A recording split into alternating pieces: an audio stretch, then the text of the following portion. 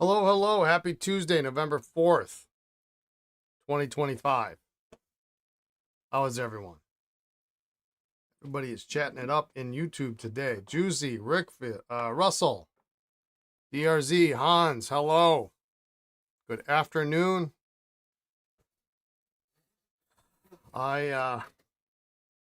Busy getting caught up.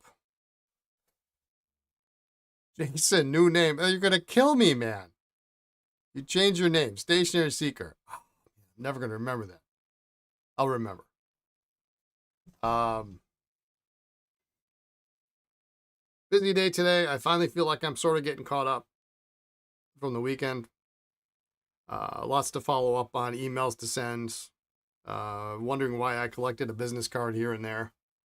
Um, but we're pretty much mostly caught up. I hope by tomorrow I'll be back in shape.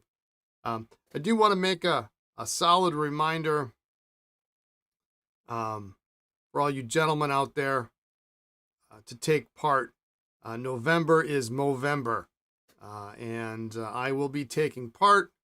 You can't really tell much right now, but the task is to grow a mustache. A new gnome. Yeah. The task is to grow a mustache for the month of November to help support men's health, suicide prevention, testicular cancer, prostate cancer, things like that. So bring awareness to that. And I encourage all you gentlemen to follow me in this crazy pursuit. Vlad, how are you? Now, if you already have a mustache or a beard or whatnot, then I need some mustache wax. Yeah, not quite yet. Not quite yet. We'll probably be able to see it in a few days. But anyway. So anyway, in case you're wondering, if it looks like I haven't shaved, I haven't shaved, except for the stash. So, and so I did take it upon myself to ask ChatGPT the other day what would be the best mustache for my face, and the image that it propped up was ridiculous to say the best.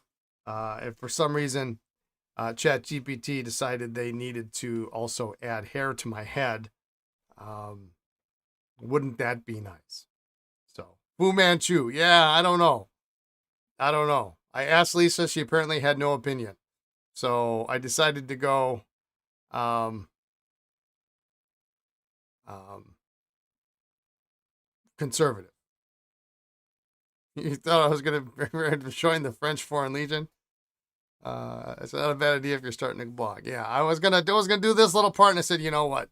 Best you can do is a goatee. All right. Well, whatever you have to do. Men's health, suicide prevention, cancer is all a worthy cause, and we don't. As men, we don't take care of ourselves. We don't do a good job of it, and we need to do better.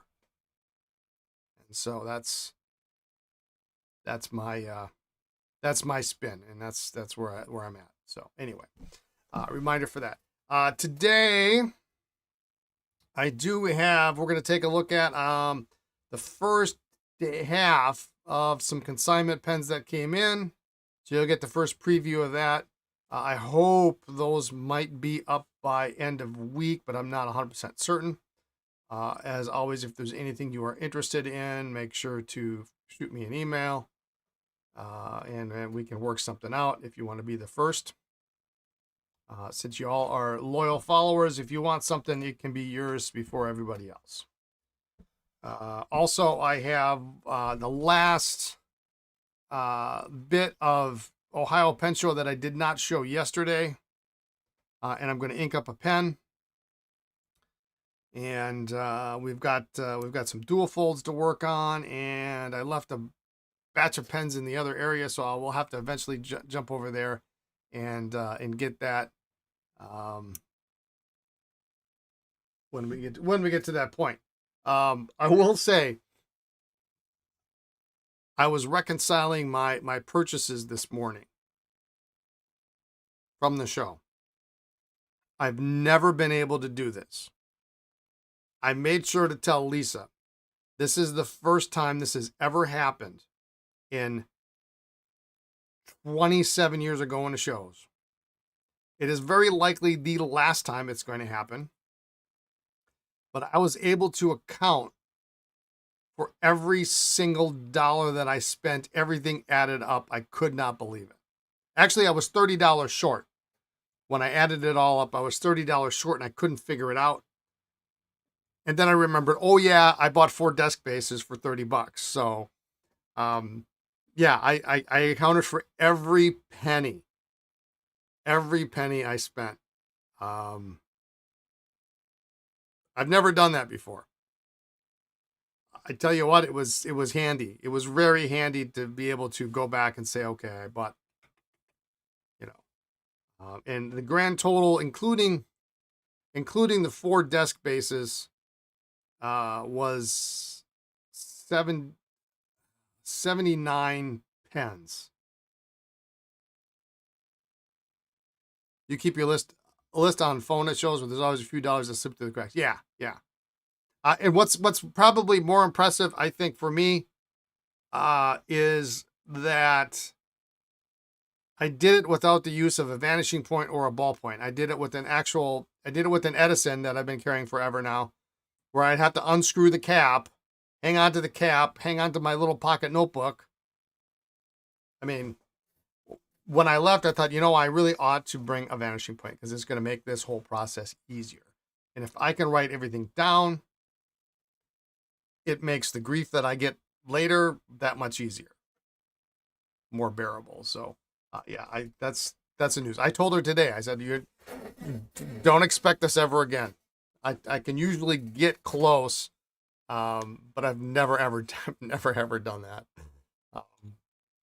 So, anyway, there is that. All right, I want to ink up this pen. I'll show you what we got. We'll go move on to the. We'll move on to the consignment pens, and then we'll get to some repairs. So this is an old Franklin Christoph 02 blue section. But these were, if you were there, you would have helped. You could have sold a vanishing point. You could have sold a vanishing point at the show. I might have had one, but I've got like this 3 pen case in my bag that I never use. It's sort of like an emergency kind of thing.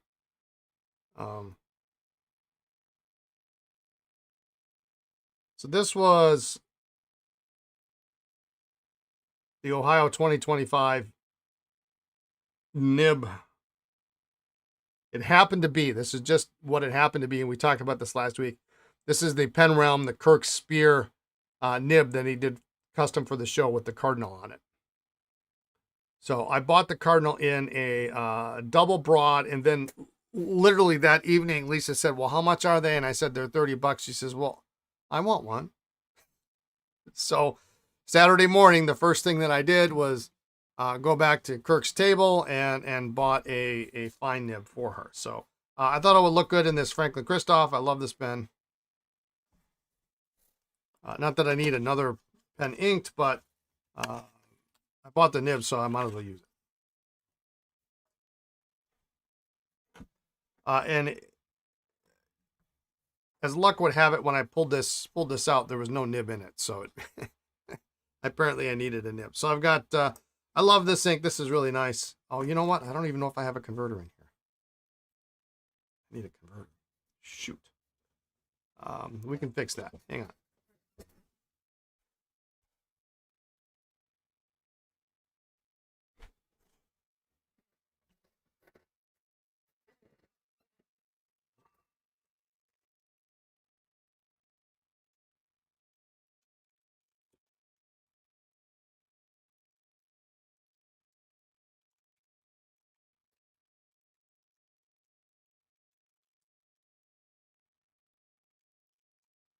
Probably have a converter in here somewhere.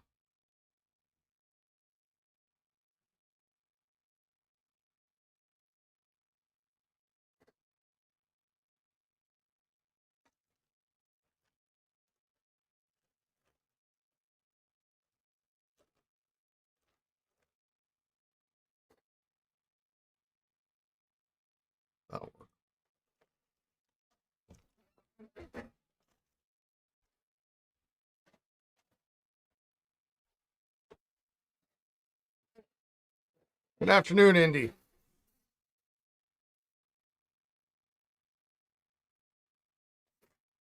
I probably should use like a red ink or something for a cardinal, but um, I, I mean, if any of y'all know, I'm not an ink guy, so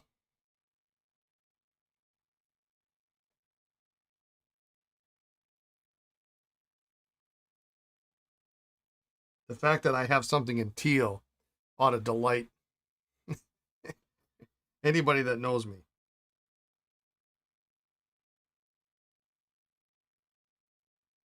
That's as far as I go for funky.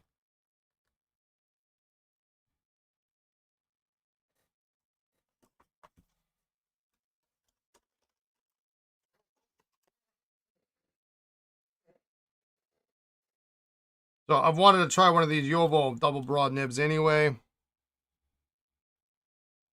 You also said you didn't go collect pencils, but you bought pencils and club. Well, I mean, I think there were two pencils, two, two pencils that I bought, and they were in a lot. I mean, I didn't purposely buy them. Does that count? I don't collect pencils. Well, it's a nice pen. Oh yeah, look at that.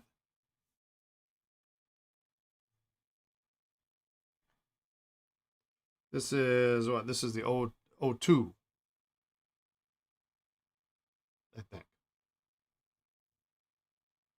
I can never remember. There's an O2 and an O3, and one is straight and one is not. Yeah, yeah, you had a gun to your head. When there's a gold filled hand engraved Conklin overlay in a box, and it's take all three boxes for one price, you buy it. You don't care. I don't care what else is in there. There was a wherever in there too, for heaven's sakes.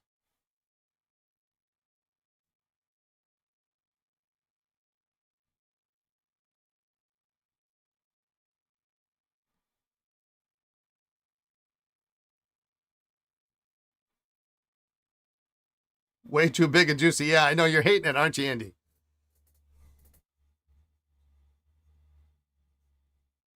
I love this. This is great.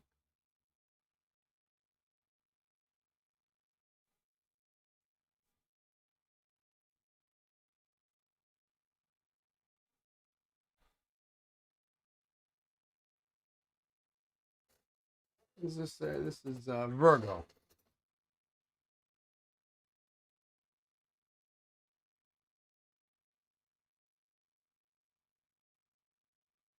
Yeah, that's nice. Maybe the wherever is the best writing pen ever. It could be. It's possible. I don't know. I looked at it today. Got kind of a crappy nib though. Stainless steel. Yeah, that's nice. I like that. Boy, that light up here is really drowning everything out, isn't it?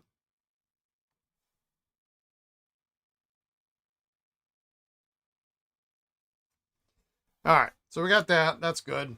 At least I got a fine nib. And I had to find a pen to put it in for because I wasn't expecting that to be a challenge, but it was. All right. I got a box of pens here.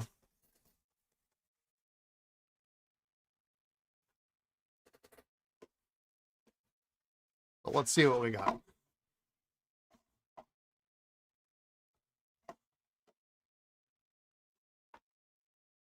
Nah, she's good. She's good. Um, Decimal, blue. Not much to say about that. I'm gonna maybe put this on my lap, and then maybe that'll. I don't want to complain, but it was kind of nice not being a little darker back here. What is this? This is Loft. This is kind of funky.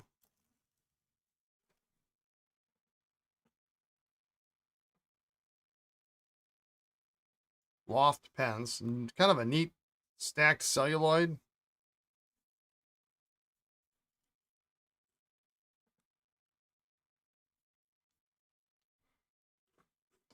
chunky, but it's got a thinner section there.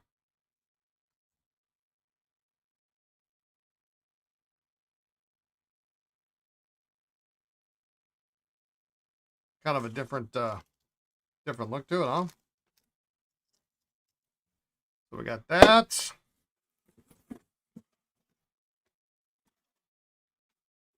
We got some Edison, this one's kind of neat.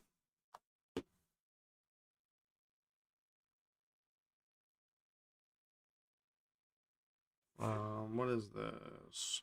This is a Ascent is the model number of this one, or the model. This looks great though here, doesn't it?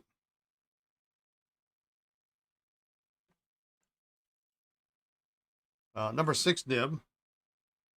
Broad on this one.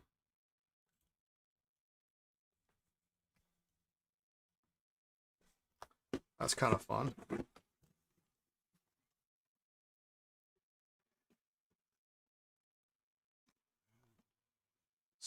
This is a new work in Battery Blue, I guess is the name of this color. Kind of a sort of a flat top.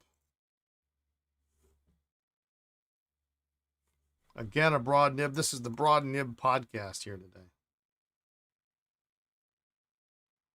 A good looking pen.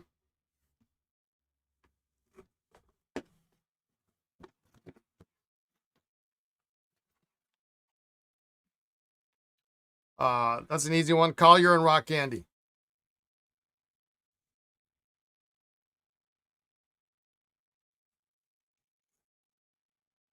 Medium nib.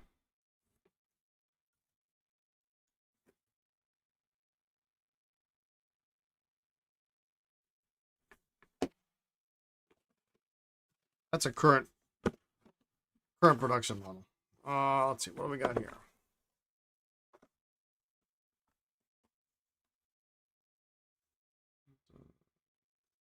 I have no idea what this is.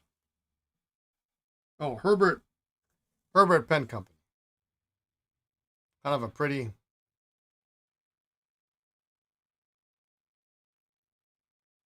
blue. That's a podcast you would watch. I bet it was. Again, I broad nib, so. This post? Not really. Doesn't really post. Pretty pen. Pretty pen.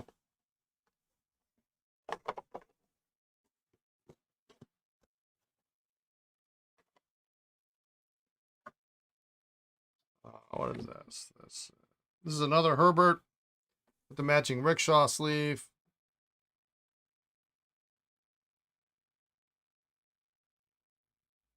Swirly. Again with the broad nib. So these are all Yovo nibs. So if you don't like it, you can replace it with whatever, you know. Pretty easy to get. Get a Yovo nib. What do we got here? Oh, this is interesting. So this person did something interesting with this Imperial Blue Studio. They actually took a little bit of sandpaper and very nicely scuffed up this chrome section to give it a little bit of more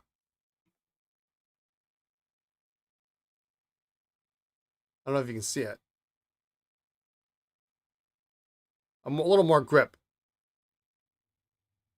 It sounds worse than it is. It actually looks, it's hard to tell.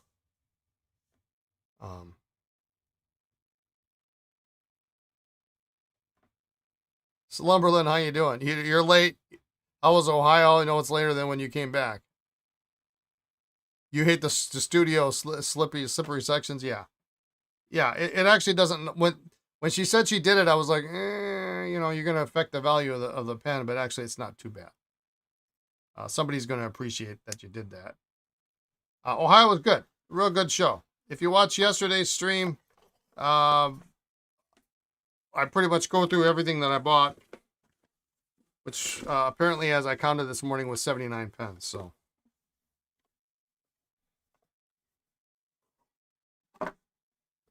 yeah, some good stuff in there. Some, I bought a couple of lots, and I bought one kind of big lot, and so there was some kind of junk. Any CA 101s? No. This is a pretty Montegrappa. Look at that. Isn't that gorgeous?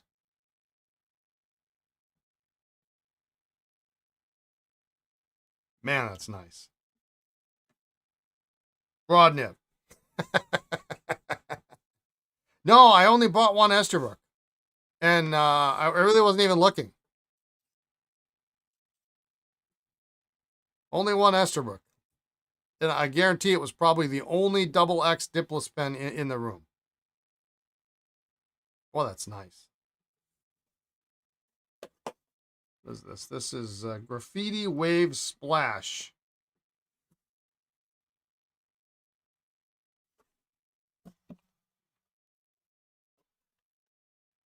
It's an awfully long name. Boy, this got a nice, really very nice weight to it. Oh, I like that. I literally haven't I haven't looked at these much. I just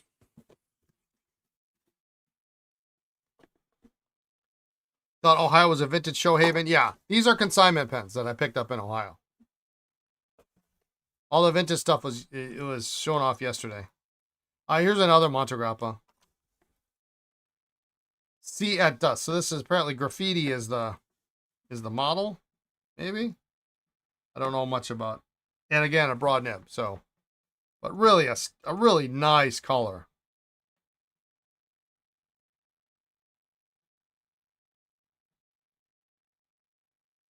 Blues. You got some turquoise in here. I like teal.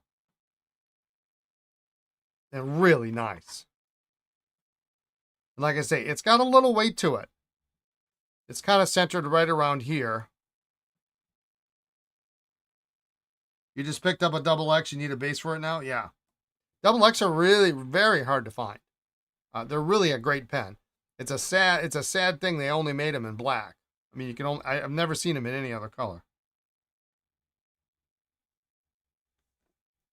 That's kind of nice. I like that. Steel nibs.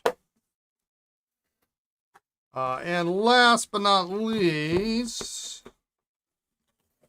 what do we got here? Oh, this is a Metal Falcon, also in broad, in the sapphire color, which is really a nice. Can I ask respectfully if you ink and test consignment pens? Generally speaking, I do test them. Unless there's a couple of consigners I have that I know that, if I know that they are uninked, excuse me. I mean, I have one consigner that sends me stuff that has never, ever been inked. There's just too many pens that, I mean, they're perfect. They're perfect. And you can tell. But yeah, generally speaking, I do test them. But I let people know before they give me consignment pens that, these things have to be perfect. I can't accept stuff that's broken, cracked, doesn't write. I mean, and they have to be clean, because if I have to clean them, then they get charged, and nobody wants that. So, usually everything I get is really pretty perfect. Occasionally I get like a vintage pen that's harder to find, but it's got a crack in it, and you go, well, okay, the price will reflect that, but it's not what I normally like to sell, but they still sell. So yeah, this looks practically brand new.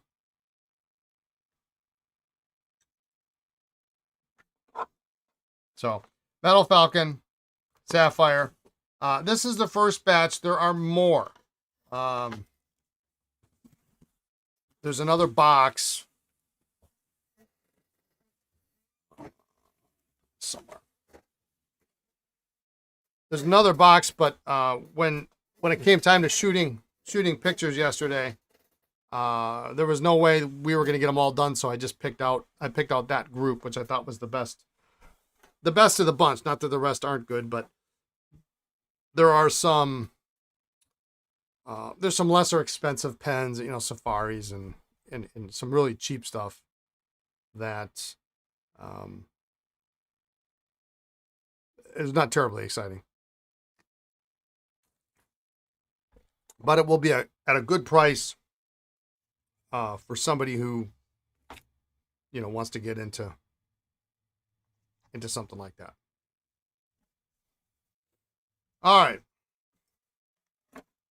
More as that develops. I did promise that, I didn't really promise, but I did indicate yesterday that there would be some new vintage pens up on the site. And quite honestly, last night when I got done with work, I said, that ain't going to happen. I had the best intentions. I took a picture of the binder. I took a picture of all the writing samples so I could go home and do it. And I got home and I said, yeah, it's not going to work. It's not going to work. So I'm going to start on that today after the stream. I will start putting them up, but there will be 24 new vintage pens. There's some, just to give you an idea, Targa Slims, including some with broad nibs, all with converters.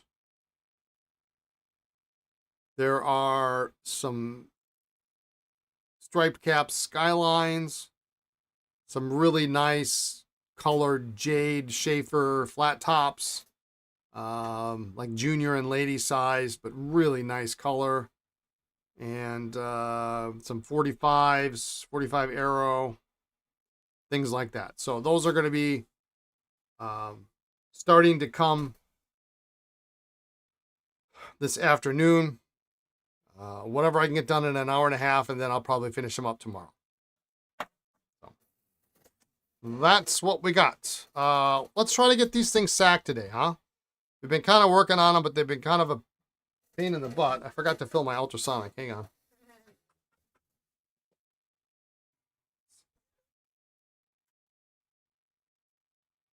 I drained it.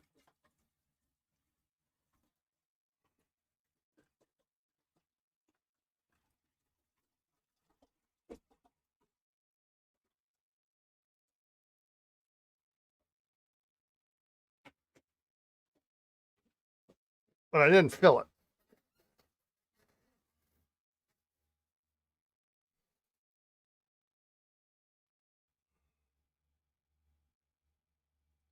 And we didn't get this one open.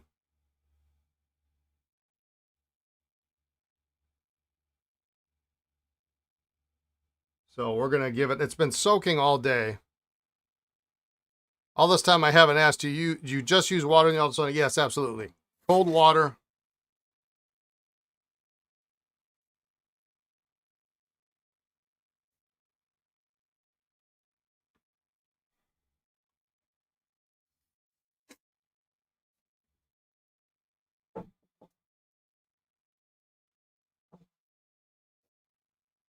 Cold water is all you need. Every once in a while, I'll put some pen flush in there, but usually like a non-ammonia, or if I know I'm going to be, maybe some steel nib Esterbrook's or something like that, I may put the other version on.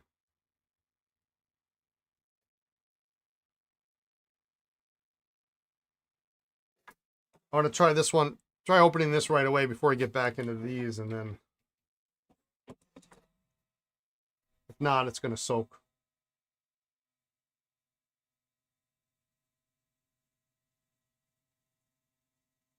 Is that your printer going off? Look at that. Your Tasha pen just got purchased. Is that what it was, Russell? Was that you? I heard it go off.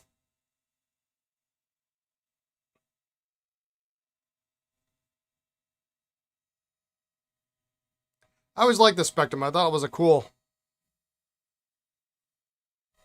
pen.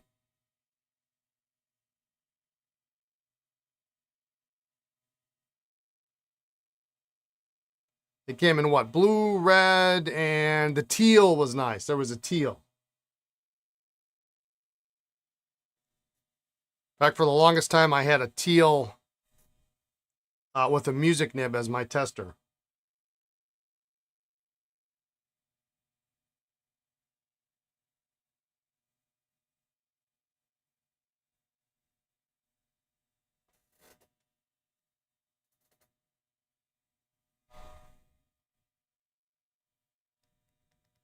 Mm.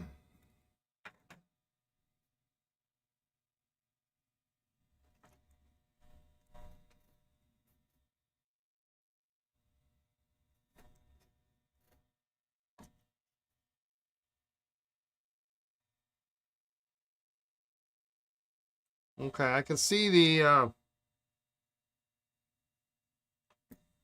shellac or the adhesive.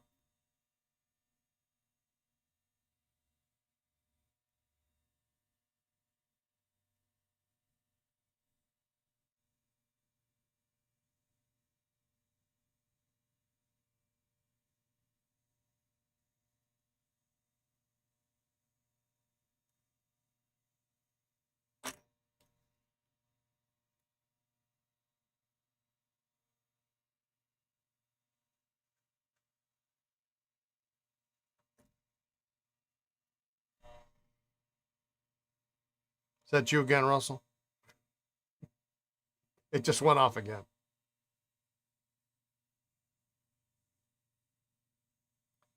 Brian, just curious, did Montblanc ever manufacture sack lever filled pens? Good question. Button fills for sure.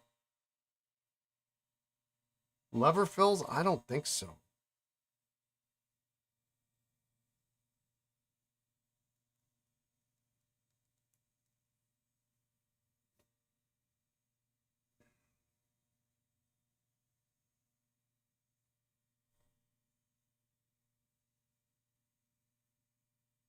They think they did for one of their markets in Europe? Yeah, it's got to be pretty uncommon if they did. But I don't profess to be a Mont Blanc expert.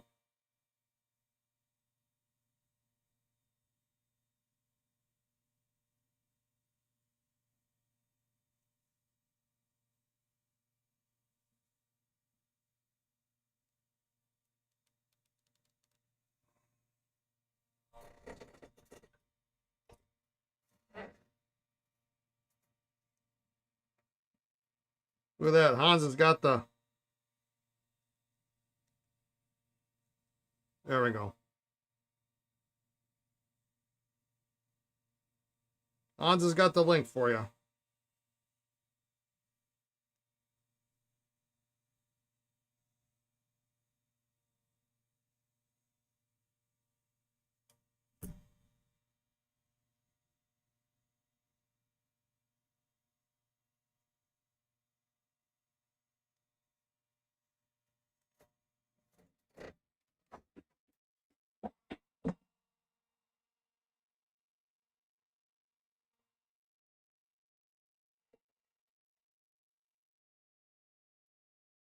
Osmond had one at one of the shows. You remember it well?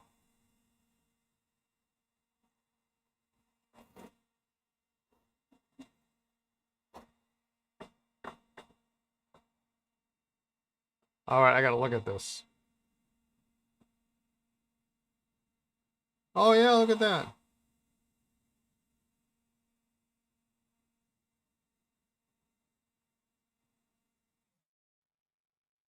I bet it's not cheap.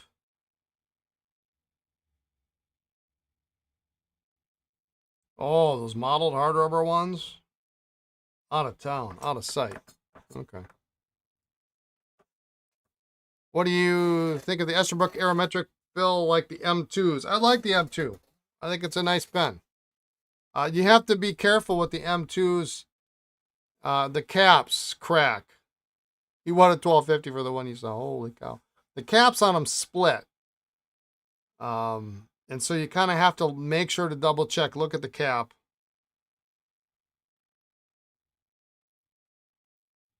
To make sure it's in one piece.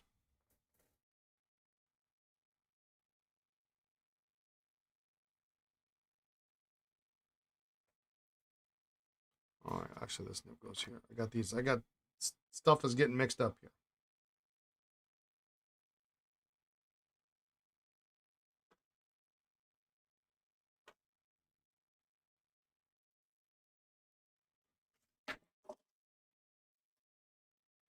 But I mean, I guess 1250 for a vintage Mont Blanc isn't out of the question, right? I mean, that's not. I mean, I guess I shouldn't. I'm not really shocked by that price.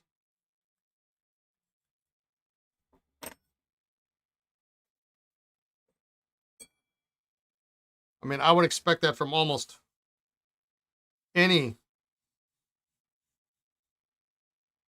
Mont Blanc. 1250. You know,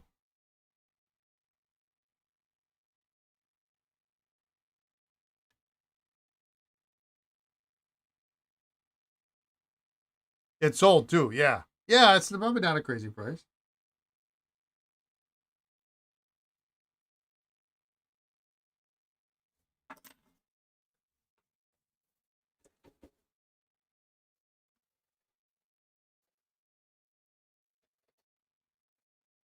Was it black? Was it model hard rubber? What was it?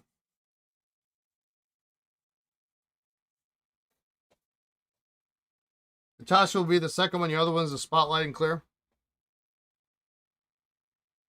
They make a nice pen.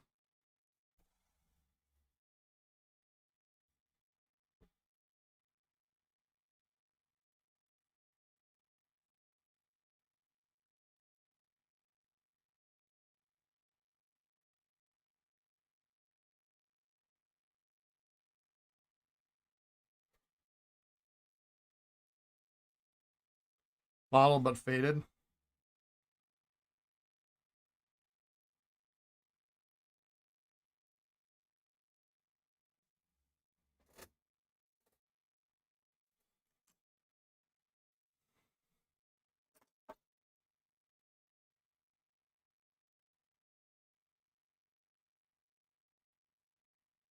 I mean, 1250 for a modeled hard rubber Mont Blanc is not crazy.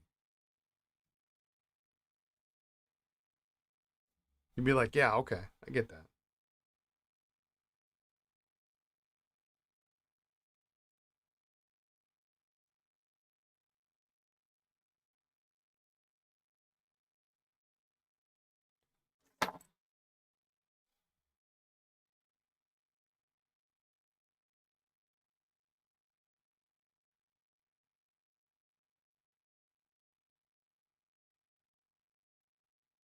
All right. Well, I'm really glad this thing came open. I'm a little confused that it's. I mean, I guess it's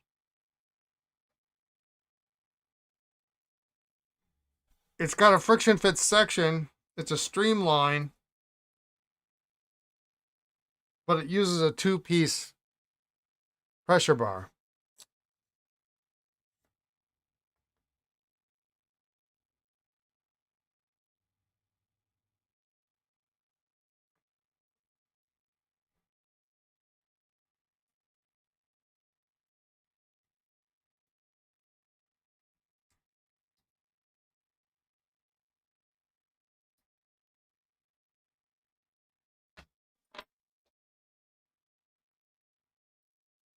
I suppose there was a period where there was some kind of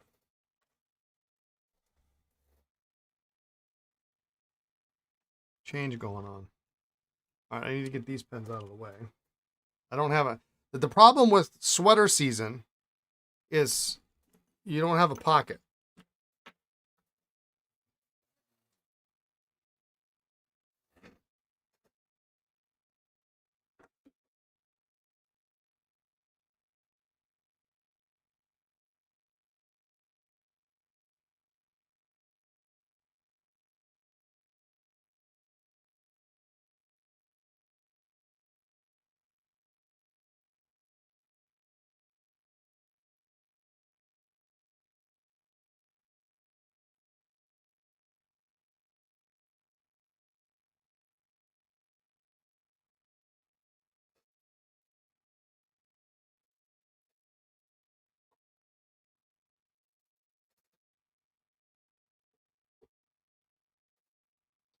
I'm gonna do.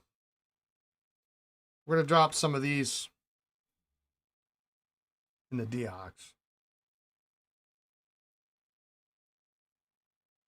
Just out of curiosity.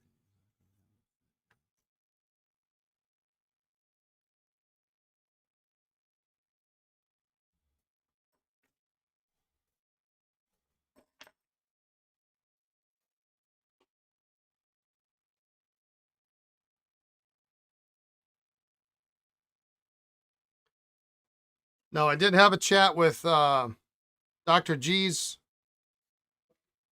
in Columbus, and we will be carrying their product very soon. So keep an eye out for that. I'm going to put this small one in from the Burgundy.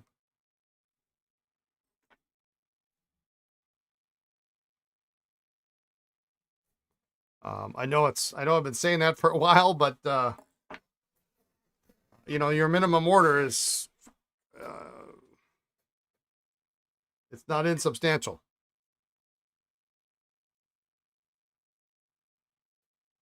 Can I ship it to the UK? I certainly can. It's probably going to be expensive.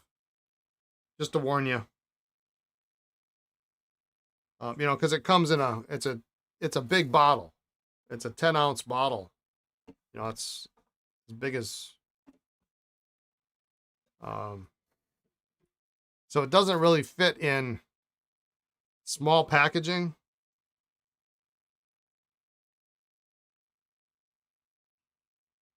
So the box is going to end up being a little bit bigger.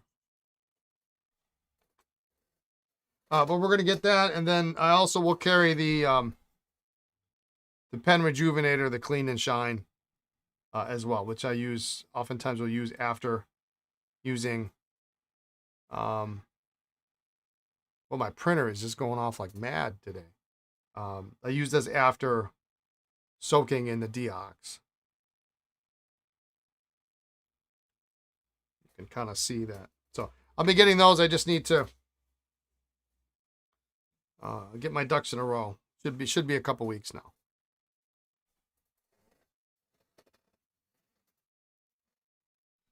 All right.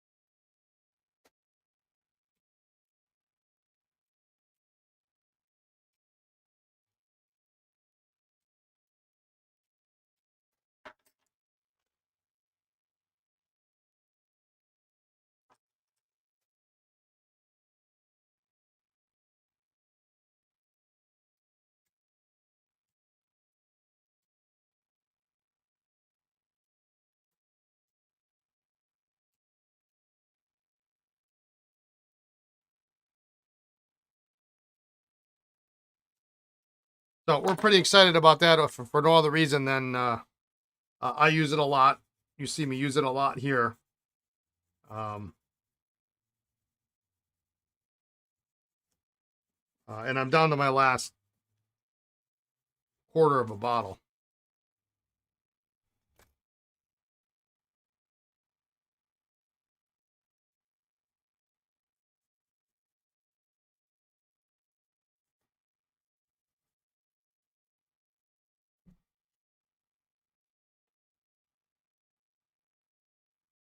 You got to keep those sales flowing in for me? Yeah.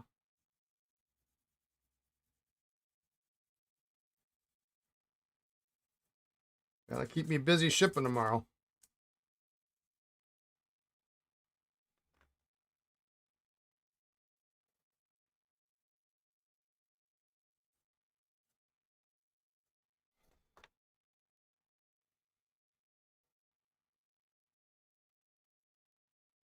All right, so this one yesterday,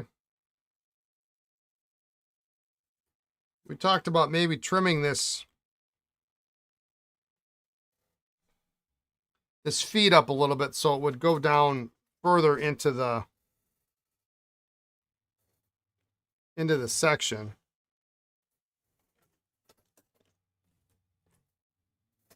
I was going to look for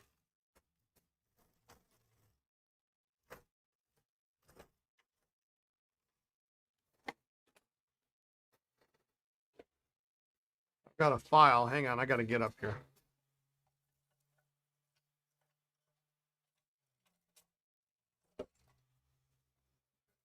There we go.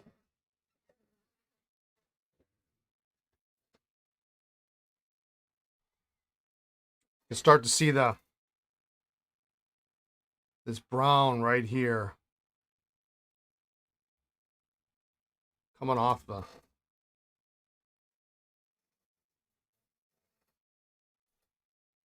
sections.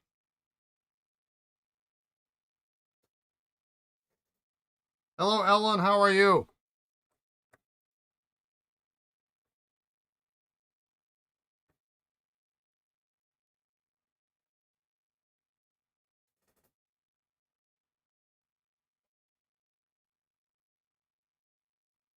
So I think I just going to try to take just a little bit off here. It was better, but it wasn't.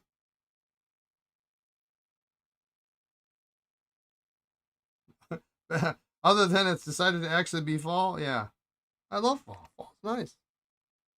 Fall is better than winter.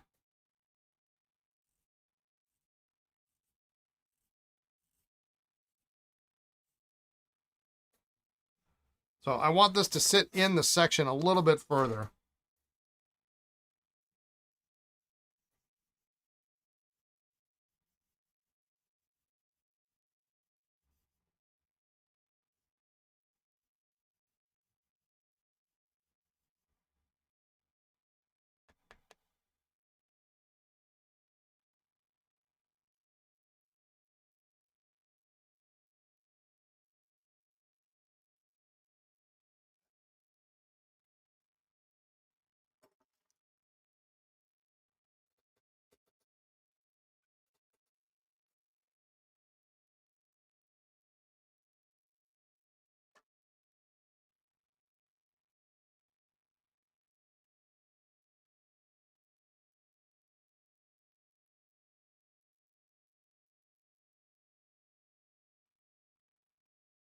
Probably be better off getting my grinder up here. Just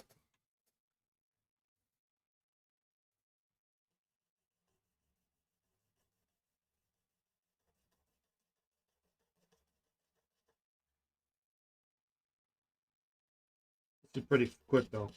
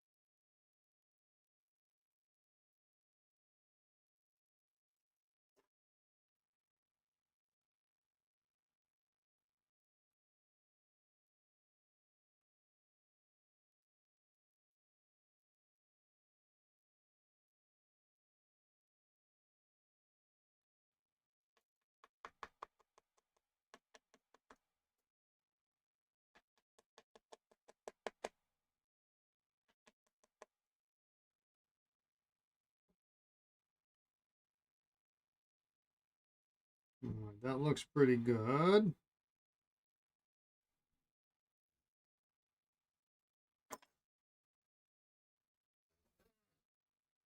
I think that'll be just enough.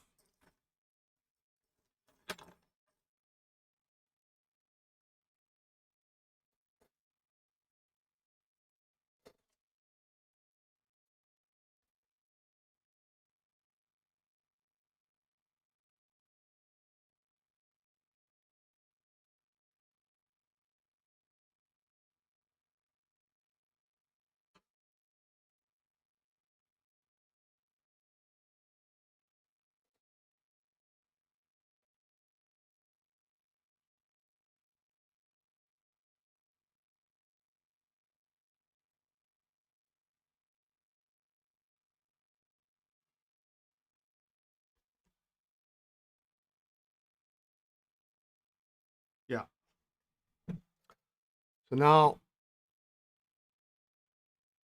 it's much more solid in the section.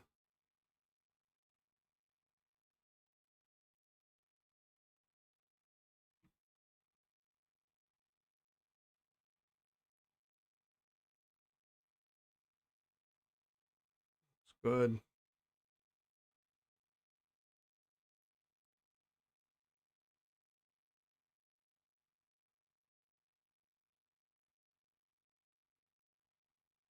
Doesn't look so awkward like it did before.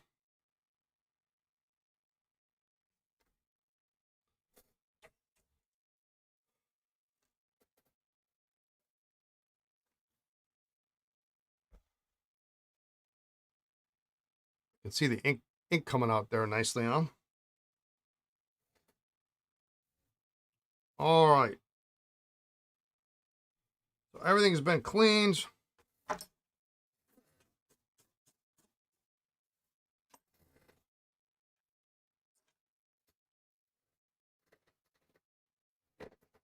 Most of the caps are put together. Other pen you bought this week, Leverage 35th anniversary fountain pen. Barrel is dark blue with swirls in it and a gold metal cap. Cool. They can be nice pens, those Levengers. I had a, they have one of the 30th anniversary, that metal one with the chasing on it. It's kind of neat.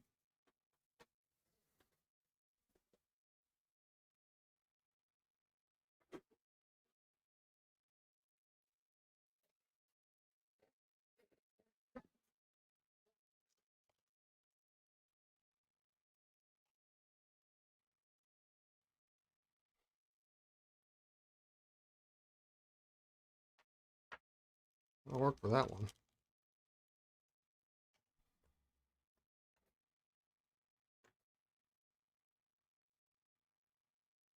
No. Actually, let me rethink that. Yeah, that'll work.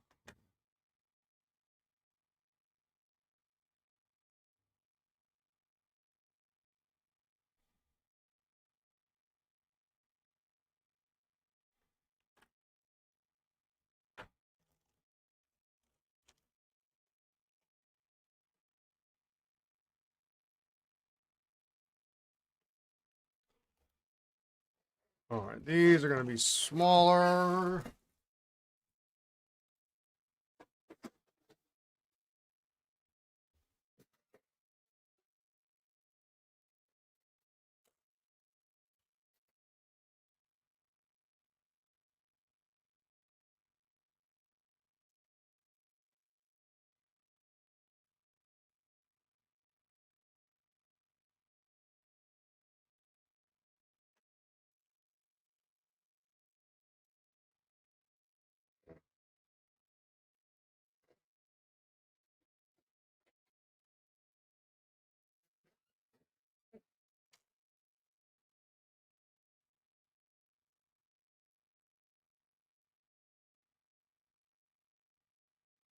That should do.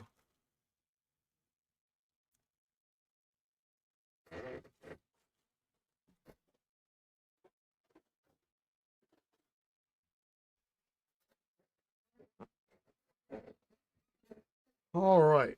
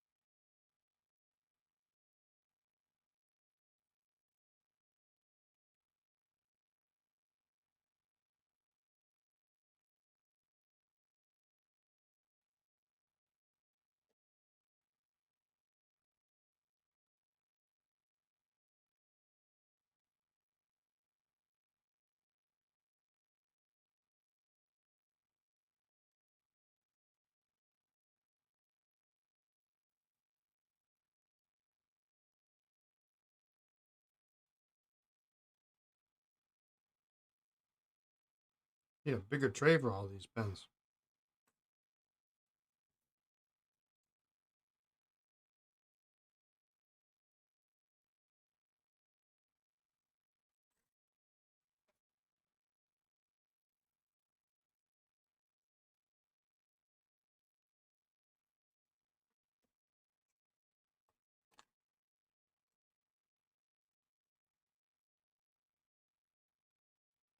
They'll start to come together tomorrow.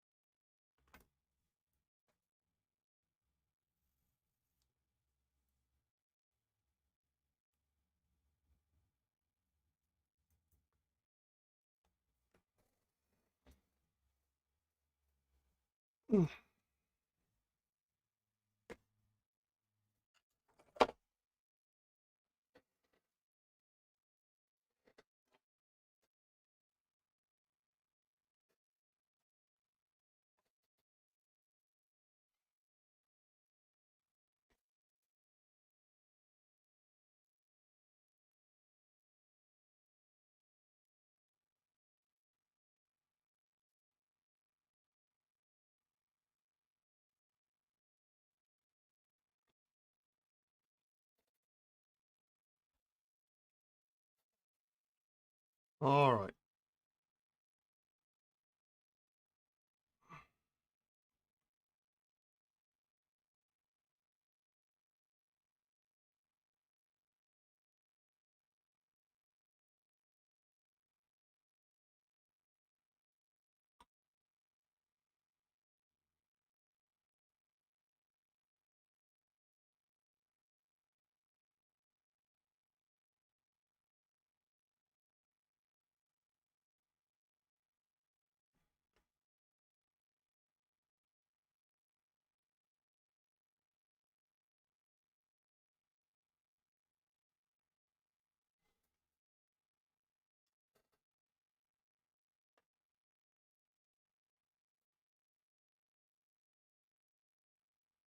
T.U. Lee, how are you? Good evening.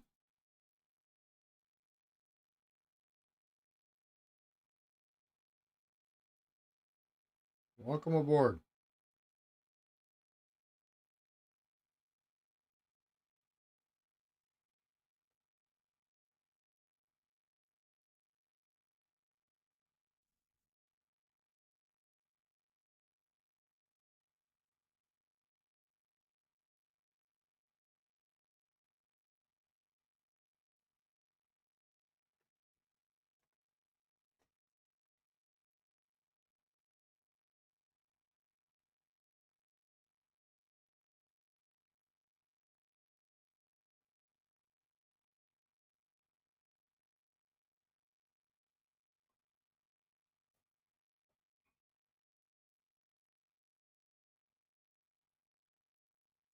Nice to make some progress. You're freezing. You're going outside to warm up. I tell you, I have the thermostat here set at 67 and it's way too hot. I don't know why. It's so stinking hot.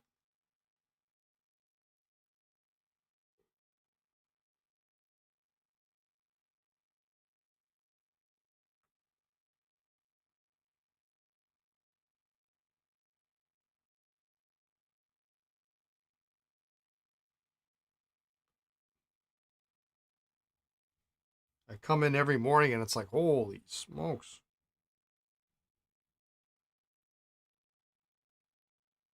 I mean, I know I joked that I wanted to wear shorts. I really liked wearing shorts around the house, but is the sun coming in the window behind me? Probably not yet.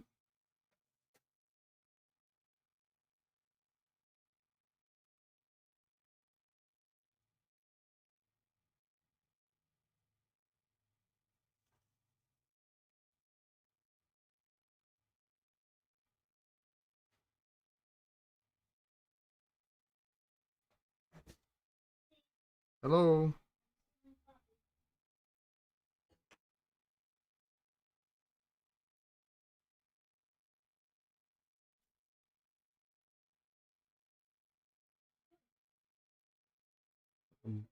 Shellacking sections.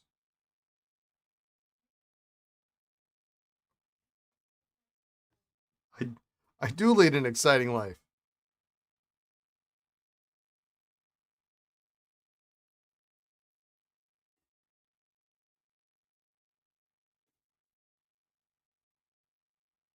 Is it hot? Is there any left?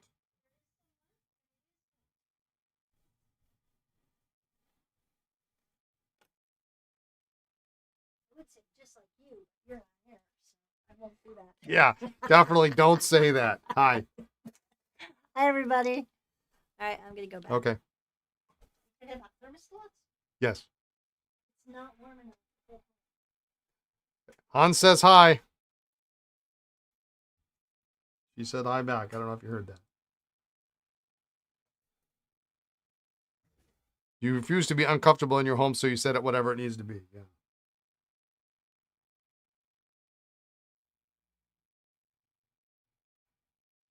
I mean, I used to think that, like, you set your house at like 71 degrees or something. Yeah, you got a minute and 47 seconds left on the ads. But I like 67 is way too hot for me.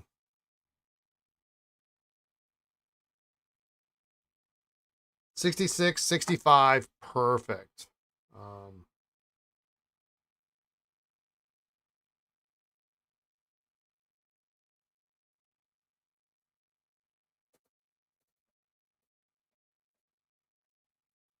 All right.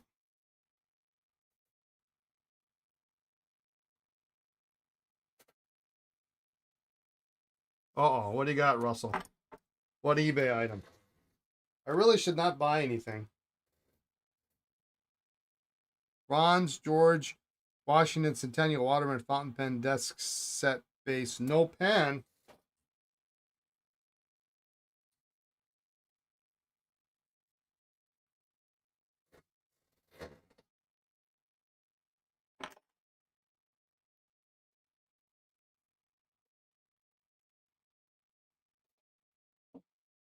I don't need any more desk spaces without pens.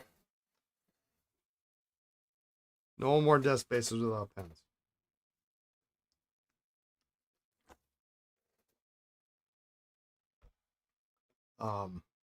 Unless I can easily find the pen, in which case. I don't even remember, Hans. Are you sending me a whole base to get the trumpet and the pen for my new base? Or I don't even remember. I'm a little concerned that I don't know what's oh, Hans has got it here. Oh my God. What is that?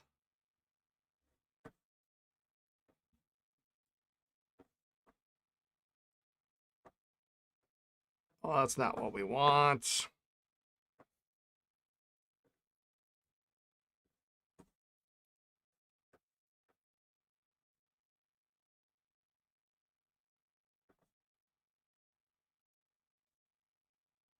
That is a weird desk base. Oh, I like the fact that it says solid bronze on it.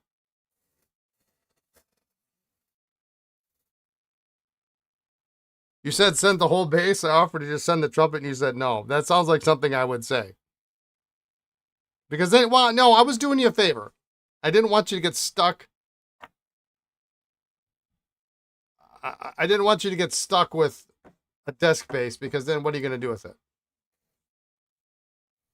And that's really all I was thinking. I was trying to be nice.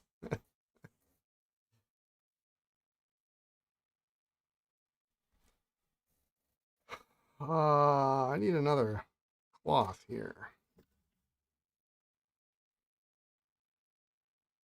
Now, if I need to send the base back because you really wanted the base, then let me know.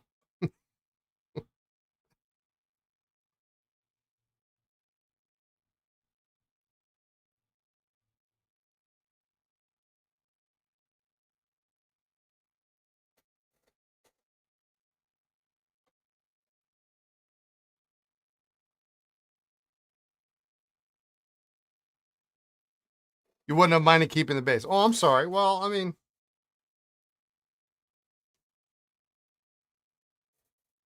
I think I still have to pay you for it too. So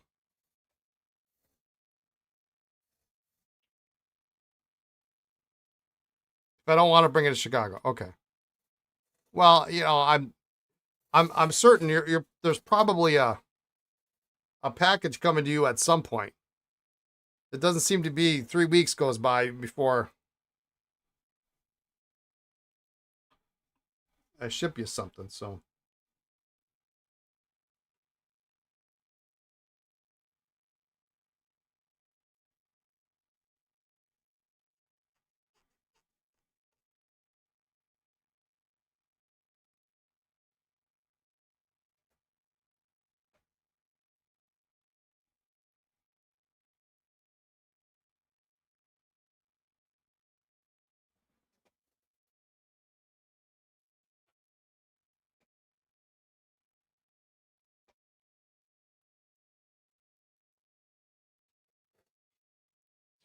I don't need the George Washington desk.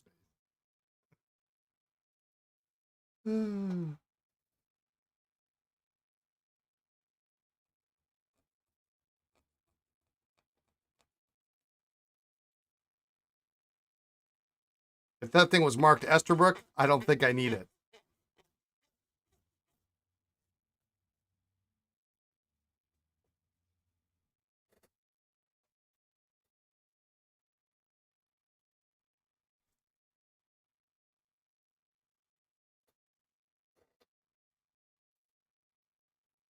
If it was Mark Schaefer, you think about it?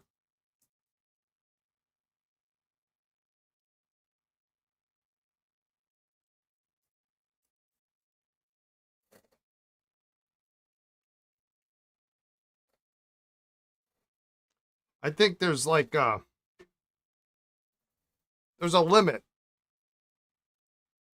I haven't figured out what it is for Esterbrook, but if it's super ugly and it says Esterbrook on it, vintage Esterbrook, not modern. You glad you're passing the giant wall desk base you saw this past weekend? The thing was in.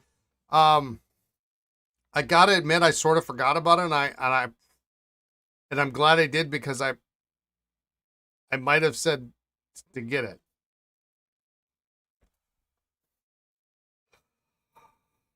But I clearly was not right. I was tired.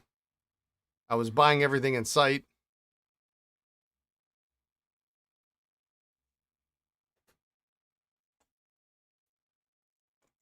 What I really wanted was at Cindy's table was this. It had to have been 4 or 5 feet long Schaefer lighted display. And apparently it went above an actual Schaefer display. Like, I don't know if there was like towers on the side and then this was in the middle and then a counter in the middle kind of thing. But it had this cool, I think it was a blue light.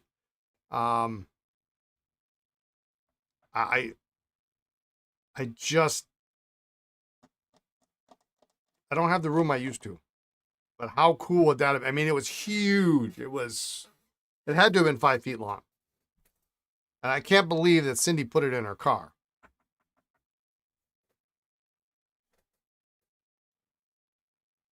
I wish I could have been there Sunday to see what was left, but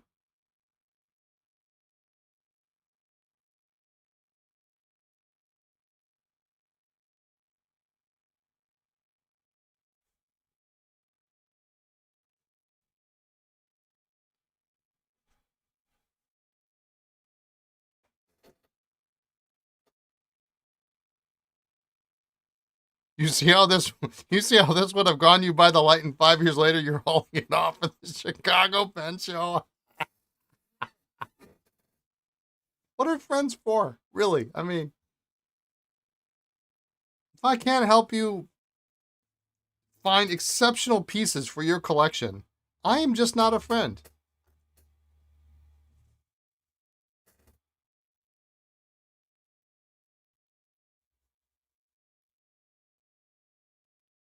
I don't know. It would have been a super cool piece to put up in a pen room.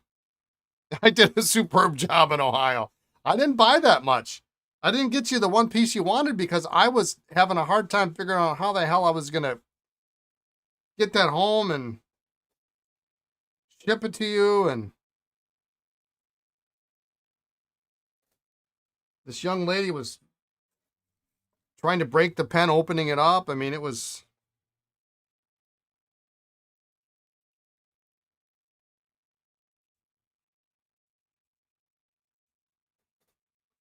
You're excited to have a place for them already? I haven't checked the tracking. It should be there pretty quick. Wednesday or probably Thursday, probably. Huh?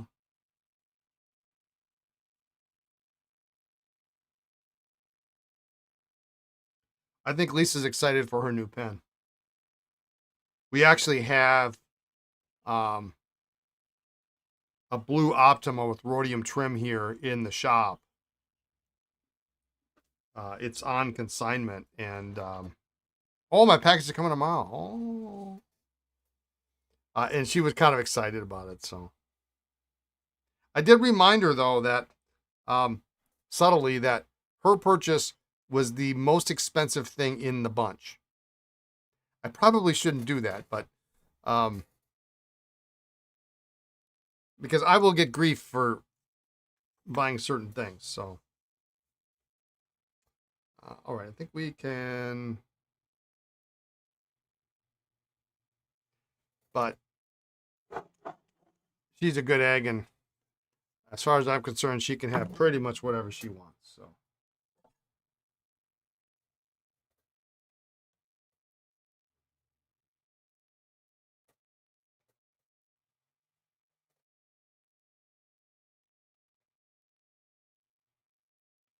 We had to sell all her entire Optima collection, except for one pen. So, you wrote out a list with prices so you can casually leave it out. It's all. It's fine. It's fine. But she had really an outstanding Optima collection. You know, the Mare, the all those colors. I can't remember the stinking names for. In addition to some of the regular edition pens, all the limiteds. You know, it was good looking.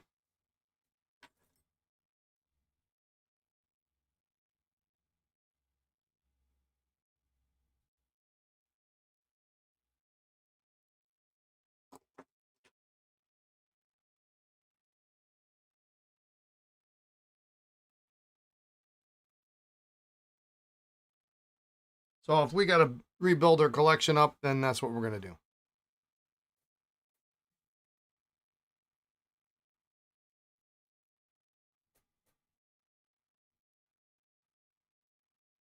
And I think sometimes the fun of, well, being forced to get rid of a lot of stuff is coming back and deciding what doesn't make you happy, and it's not always the same thing. You know, what you used to like now is it could be different. And sometimes you buy things just because you have things, you know. You have vanishing points, so you continue to buy them, but they don't give you the same. It doesn't give you the same buzz as it used to, you know. Yeah, being able to start from scratch with the benefit of hindsight has advantages. Yeah, it is. I think it's true. It's it doesn't make it any easier, right? Um,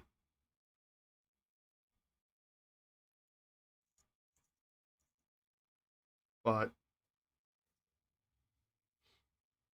you get to decide what you bought a vanishing point from Japan recently. You're not sure why. Yeah, exactly. All right, so here's an interesting dilemma.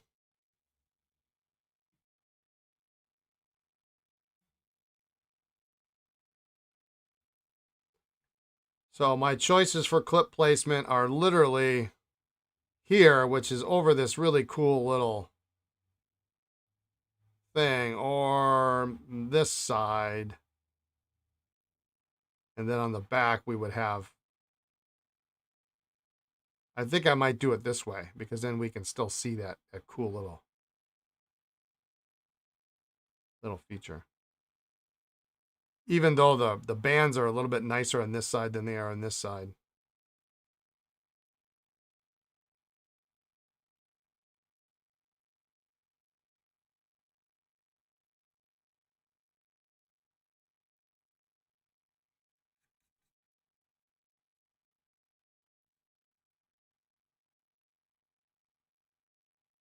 I did learn, this weekend I was talking with another collector about Esterbrook's. And telling them how I came across this red CA 101, Burgundy CA 101. And he had never heard of it. It was news to him. And then we discussed the white CA 101, and there's a white with a little red dot on the top. Well, unbeknownst to me, I don't think he was joshing me. But apparently there was a white with the black dot and a white with the green dot.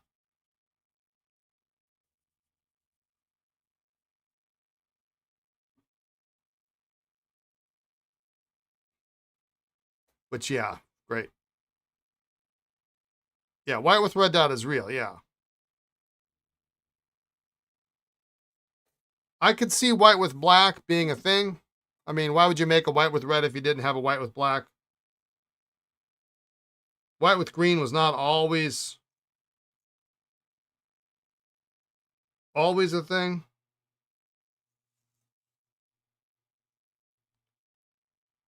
Yeah, now you got more CAs to look for.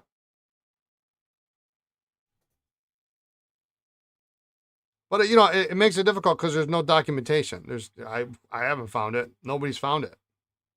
And honestly, I forgot. There was somebody at the show that supposedly was supposed to have the white with green.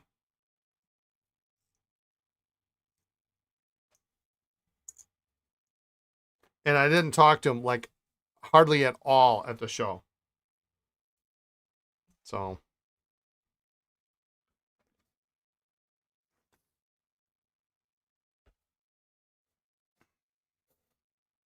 I could not verify. Yeah, nothing is more satisfying than confirming what you found is something truly special.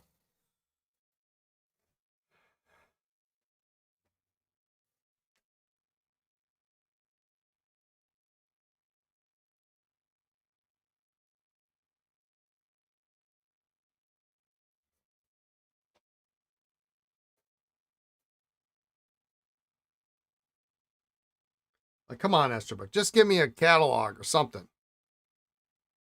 Contact that person. Yeah, I could.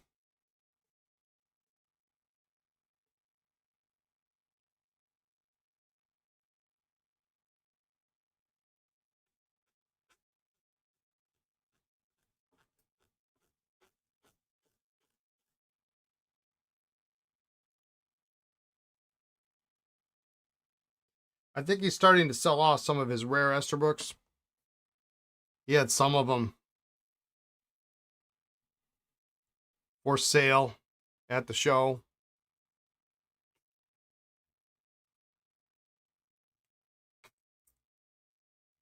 Like the ones I know he's most proud of. He was selling them. I don't think he sold them. They were, dump that in there. They were pretty expensive. And like I say, there were two people at the show maybe that would have bought that. And perhaps those days in my life are long gone. I don't know.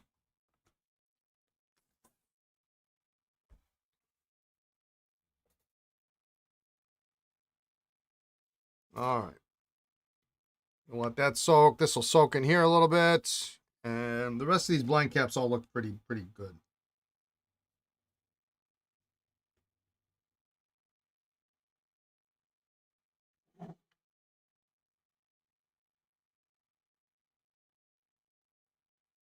You see someone selling a 6000 series nib for a fair price, let you know? Yeah, I'll let you know.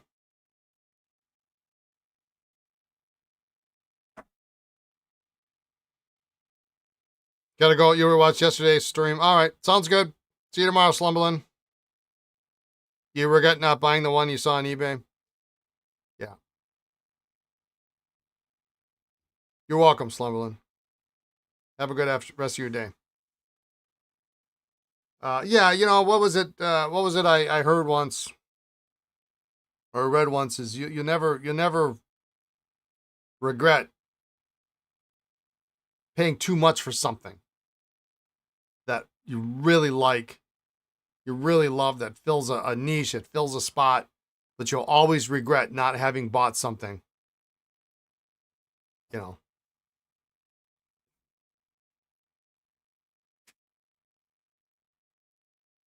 You may have it was a high price. Yeah, I mean, it's got to be reasonable. I mean, it can't be like if it's, $5,000, you go, yeah, okay, the guy's nuts, but you know,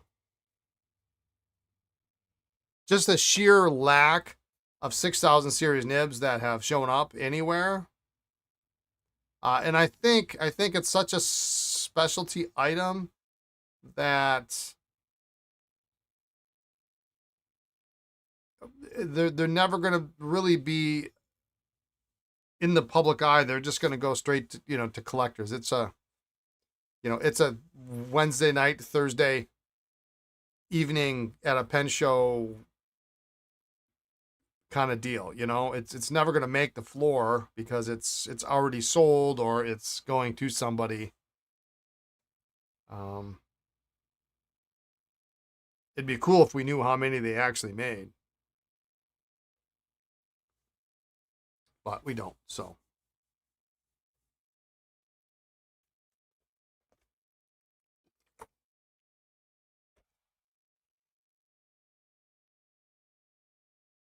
but yeah, I could see it would be perfect for your collection of nibs.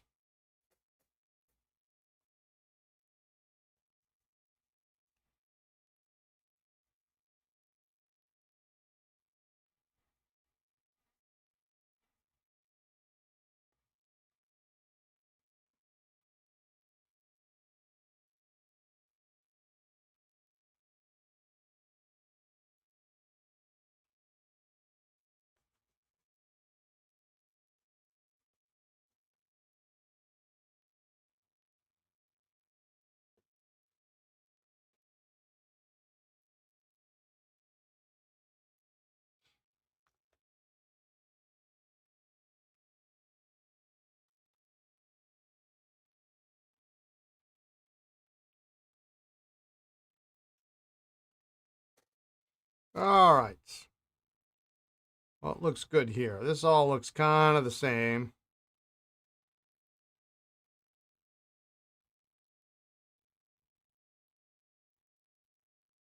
Kind of looks a little better on this side.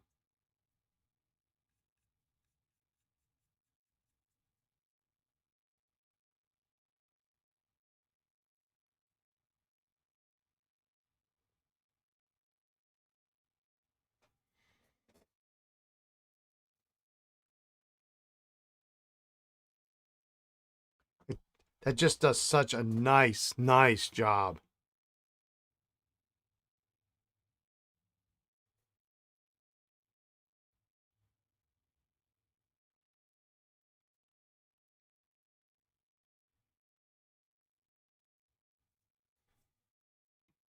I can't wait to start selling it again.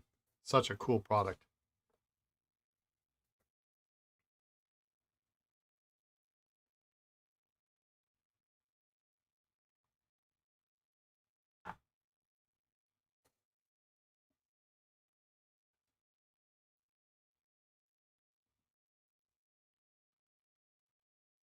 Somebody on was it somebody on YouTube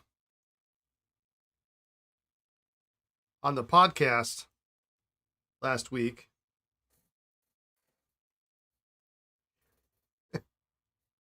commented that I don't remember who it was. Commented that they thought maybe 12 death sets for me was overkill.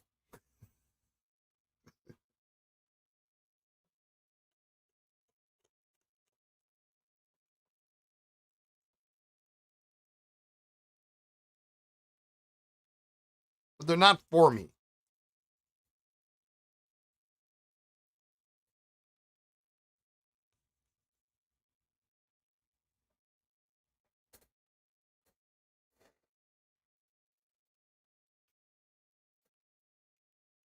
I'm trying to spread the love of desk sets. I'm going to let that soak for a little bit. Let's put this away. My lid is getting a little loose here, so I'm going to have to come up with a new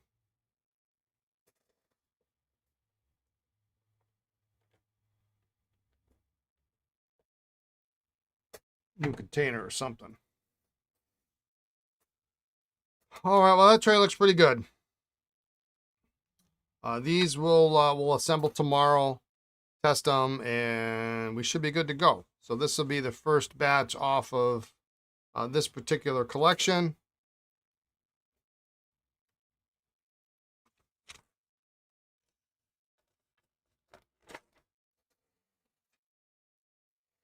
All right, I am going to let this sit for a second. I'm going to go grab some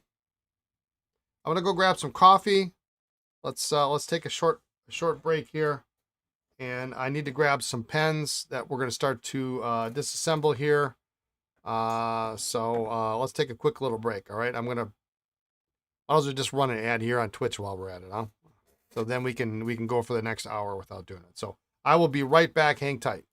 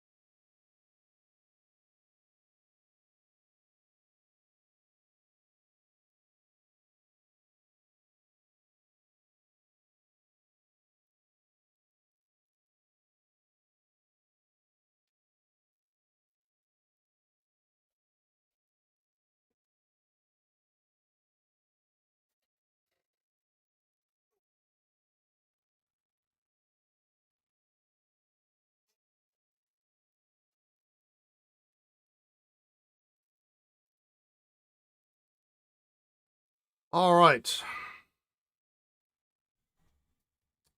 Well, let's polish this off.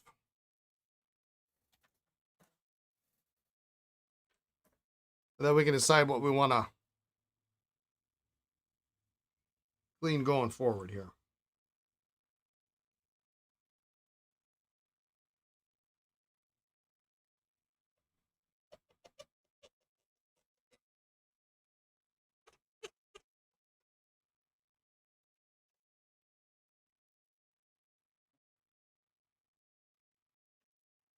That looks much better. Okay. So these guys we will deal with tomorrow. When did we start these? Like last week, Wednesday or something.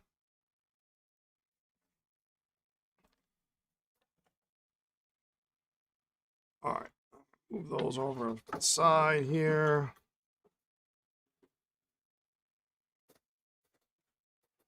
I got this tray, so I think I'm going to use it. It's got this plastic insert in it, so it's going to be really good for making a mess. It's just kind of like this other one, but we can fit 1, 2, 3, 4, 5, 6, 7, 8, 9, 10, 11, 12, 13, 14. So like 7 pens will fit in here. And is it also a little bit taller? The tray's a smidge taller than this other one that I've been using. So that will be helpful. All right, so here are the easy pens. Well, maybe not so easy over here. I would like to do this is mine, so I would like to maybe take a look at that. We got some 45s. We've got this weird, maybe Italian, maybe Japanese, whatever. This doesn't work.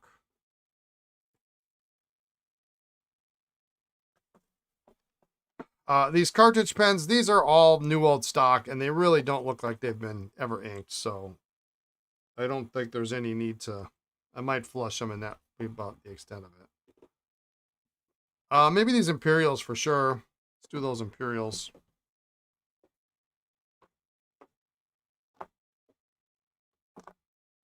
And let's do the custom Grandi, maybe these 2 Sailors. And I did have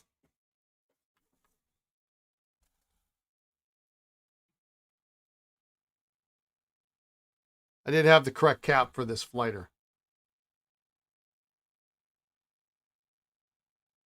I've had this cap forever.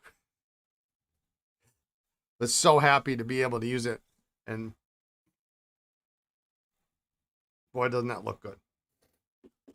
Let's see.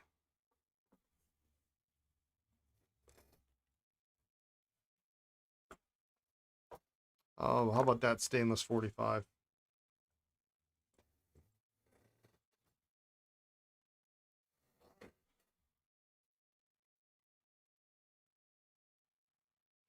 You know what? Forget that. Let's throw that guy in the mix.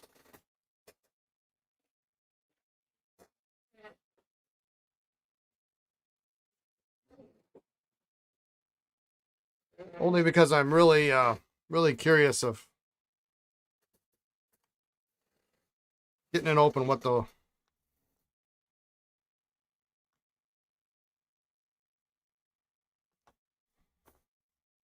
crescent looks like. I'm sure it's nothing exciting.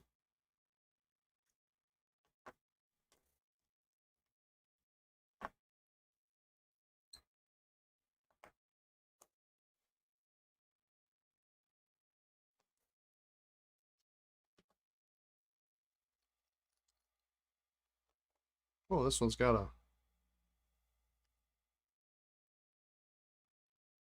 very stiff converter in it.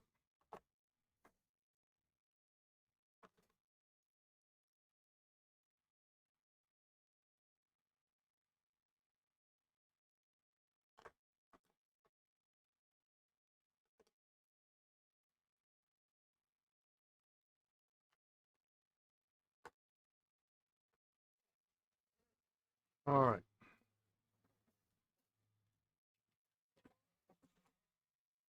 I like working on my own stuff once in a while.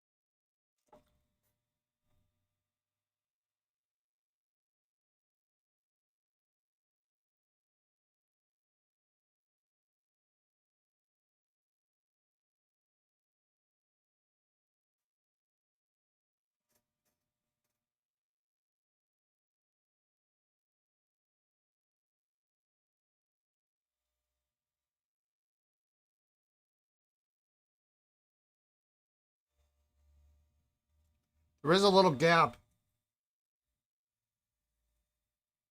between the barrel and the section, so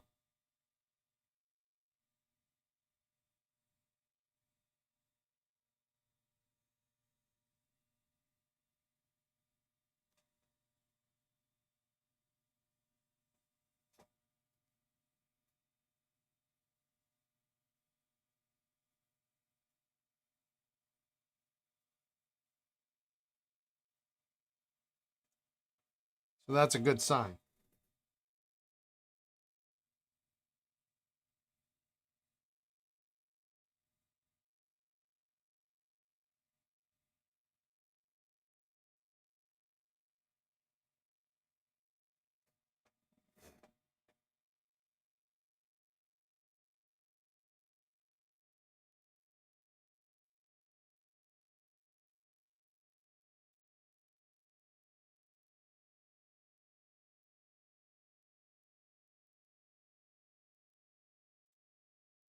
Starting to come.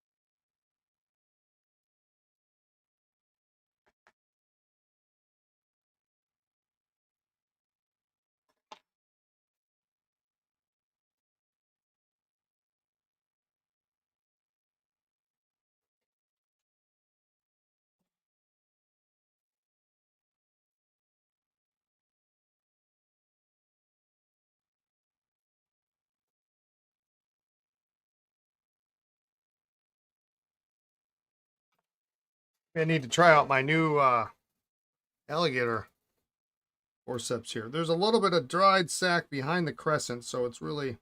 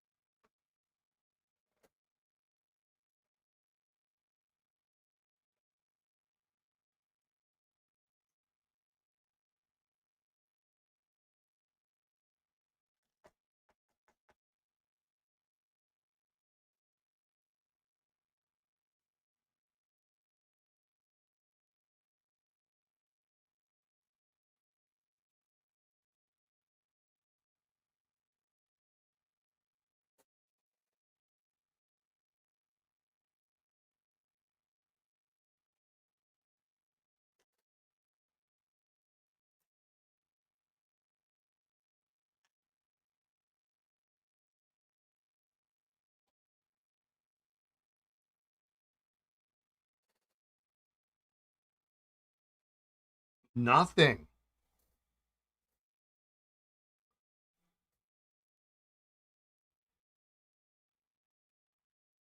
Not at all what I expected.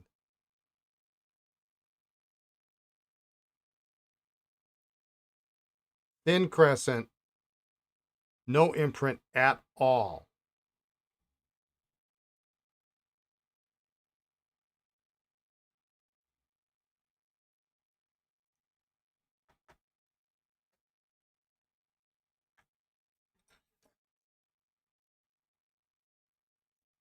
Now, I am not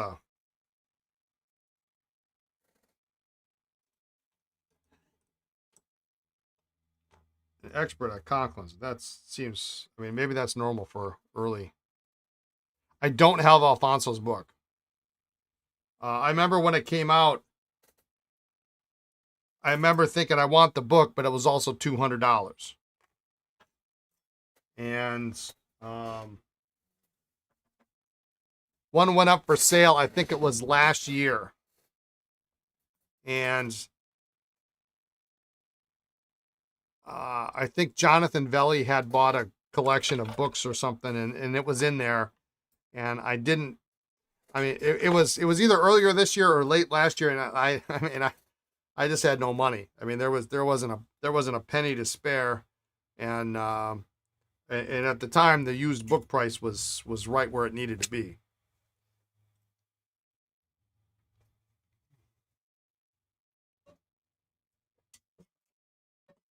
But there's a couple of books that are at the top of my wish list that I wish I would have bought when I had the opportunity to buy them. The Alfonso book is one, and the other one is the book on Italian continental overlays.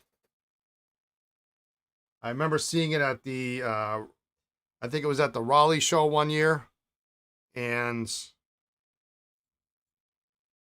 I didn't buy it. That's the last time I've seen it.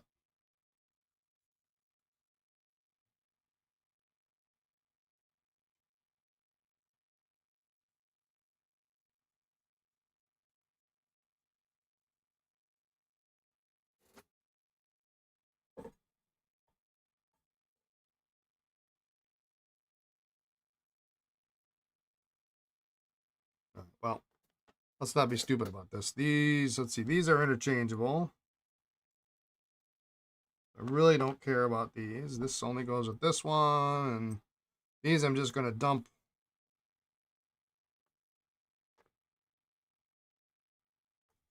in the ultrasonic. I think these sailors are good to go.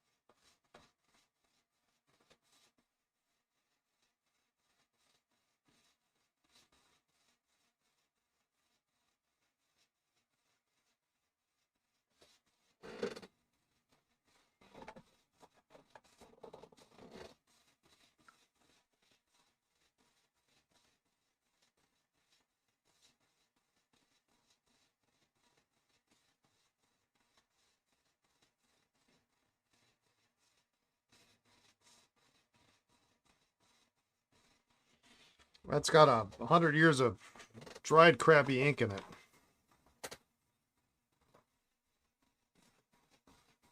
The author is still sending the Continental Overlay book. Oh, that's it. Yeah, that's it.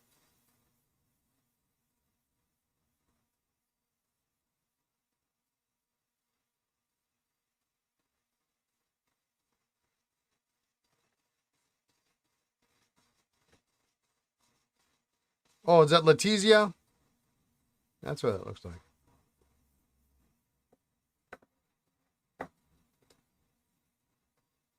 Well, that's good to know. I don't collect safeties, so I maybe don't need it, but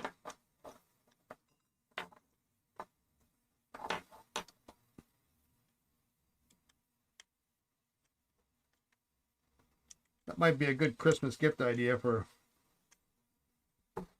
the missus.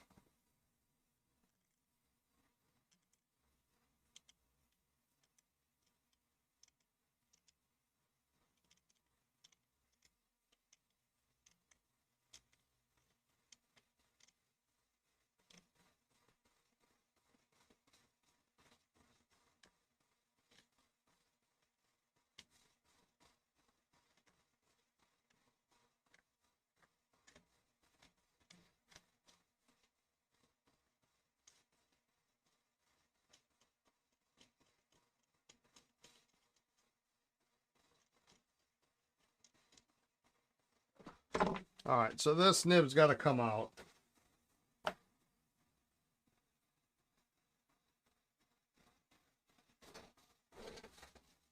We're going to drop that in the ultrasonic.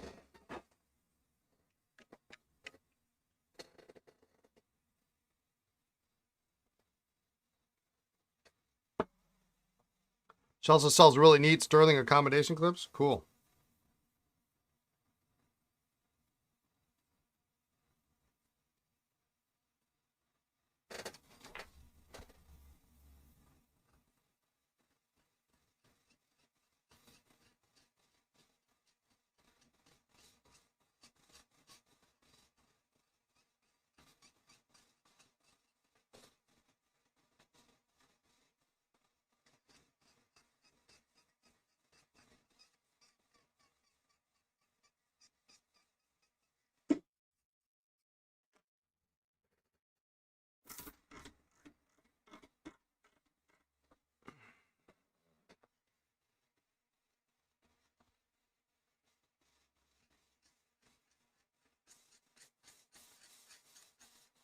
There are very few books that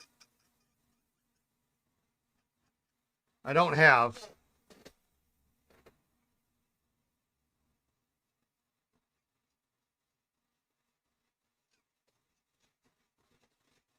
That I kind of want. Very few.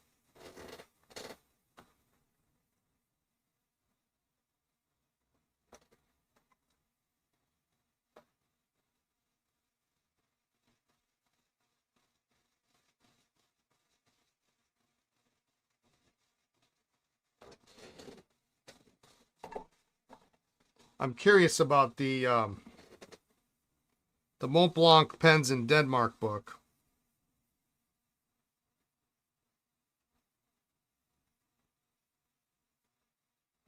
But I'm just not a Mont Blanc collector, so I don't know that spending $100 on that book or whatever it is worth my time.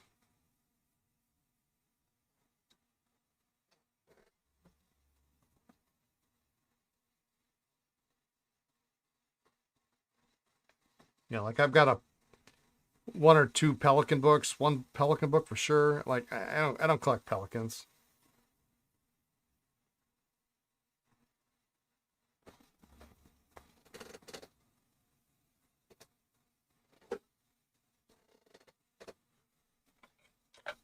All right.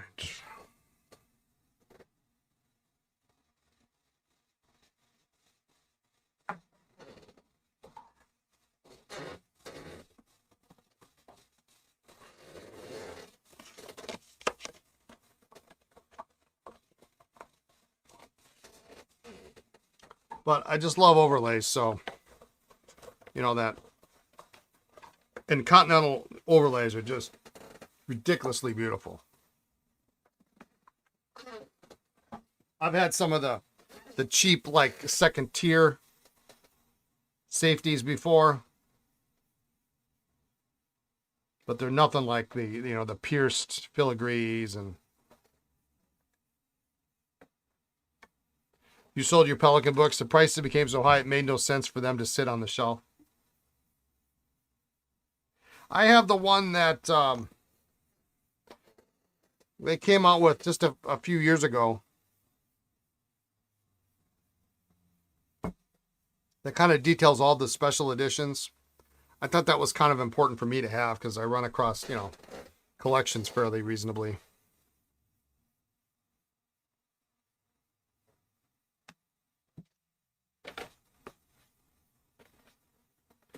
Black cover. Yeah, I think it's the black cover. I think there's a black cover on it. Don't tell me that's like $1,000 book now, because the minute I sell it, I'm gonna get a collection of Pelicans.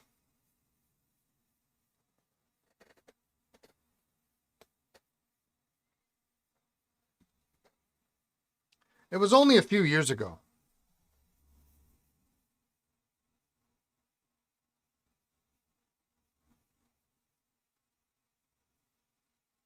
Like since It was given to you and you would not feel right selling it?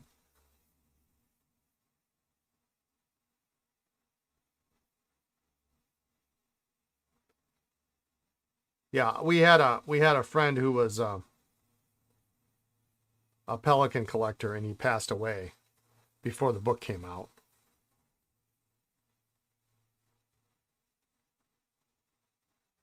Sadly.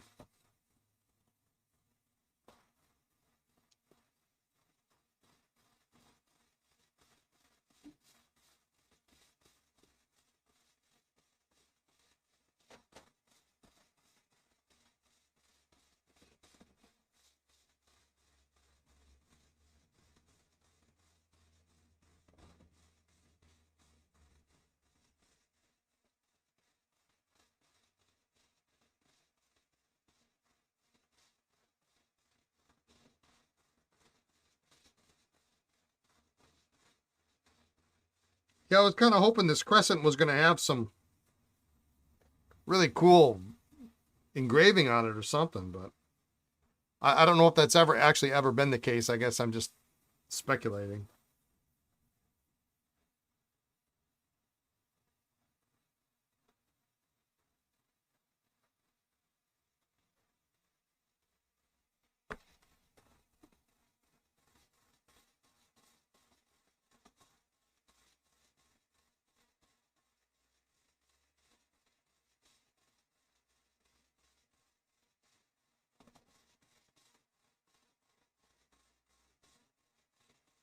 I assume that means that there's more than one Pelican book.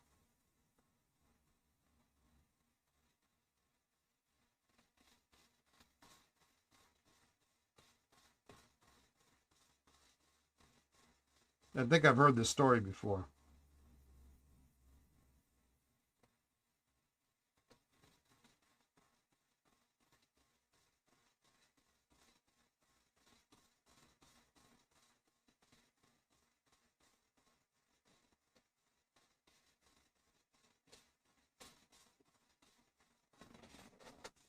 There are three. Okay.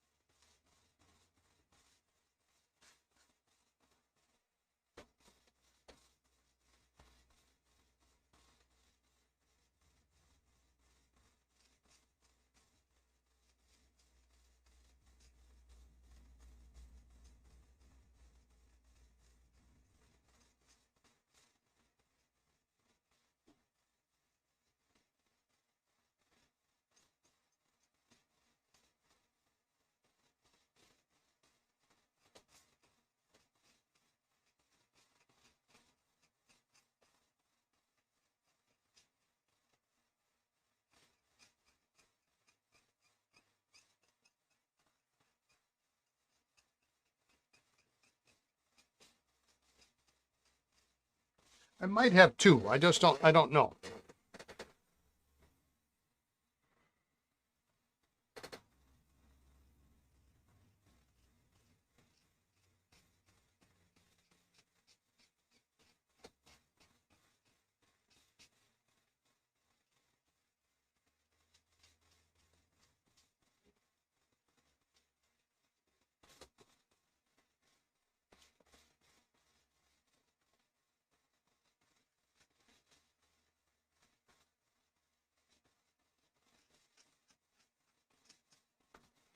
I still haven't found all my books, so.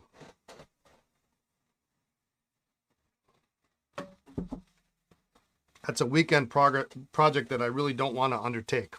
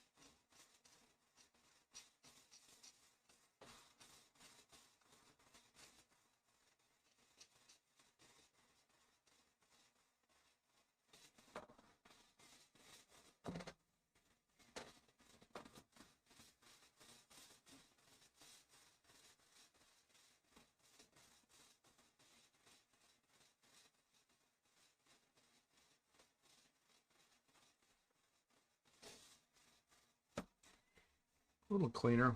I don't mind a little bit. There's just some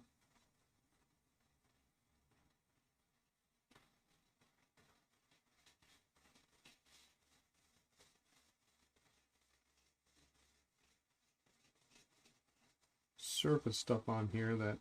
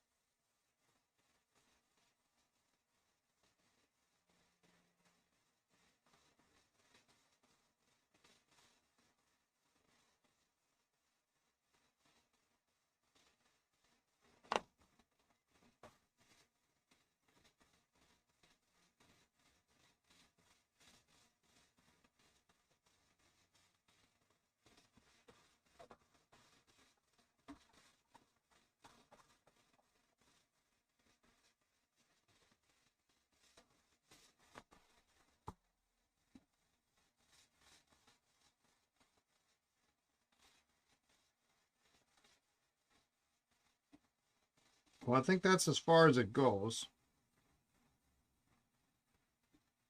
I can see an old mark here. I also wonder if this overlay hasn't shifted over time on the cap.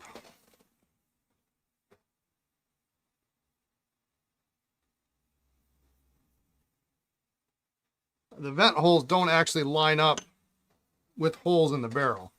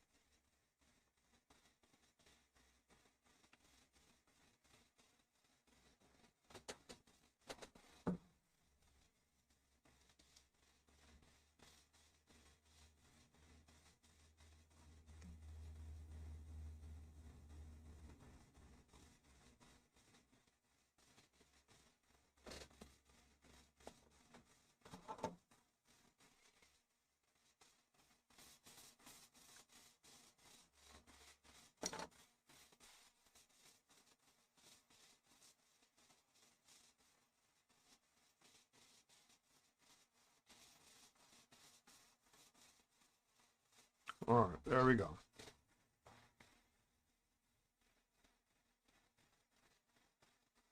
Boy, I hate to even put any pressure on this to scratch the overlay. But there it is.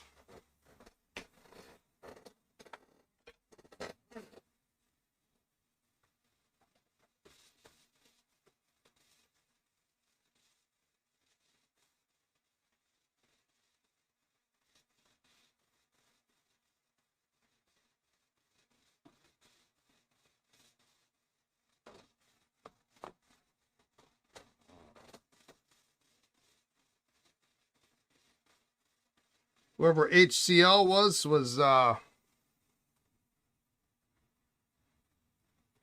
was loved a lot to get a pen like this.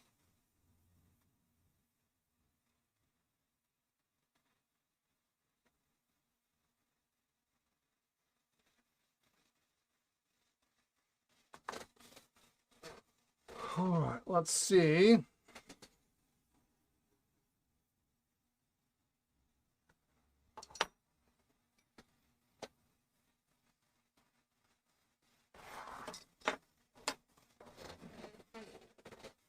Where we're at on sections.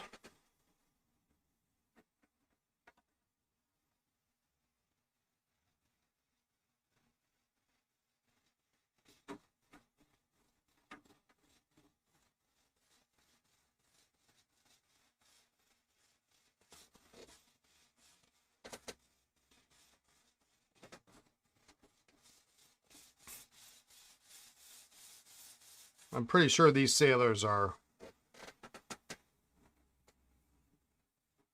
clean and good to go.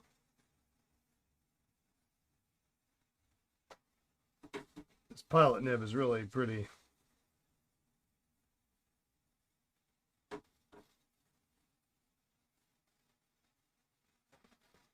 One, two, three, four, five, six. 3, 4, 5, 6. What am I missing? These two, that. Oh, the custom grundy is still soaking. Yeah.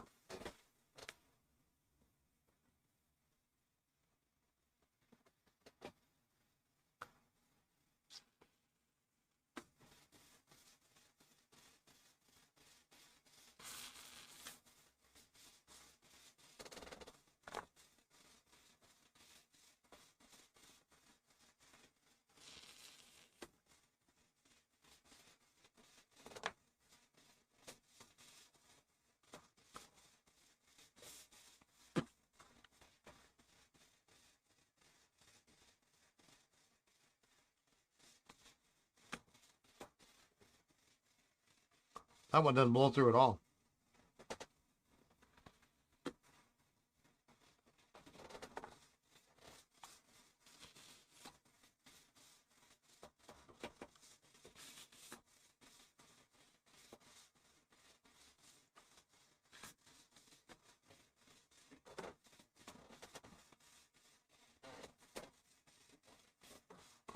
Let's see.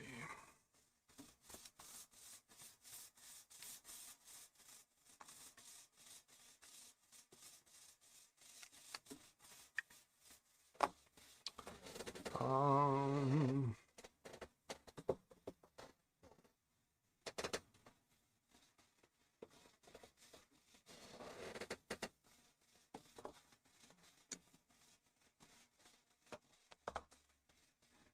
let's drop it in there and see what happens.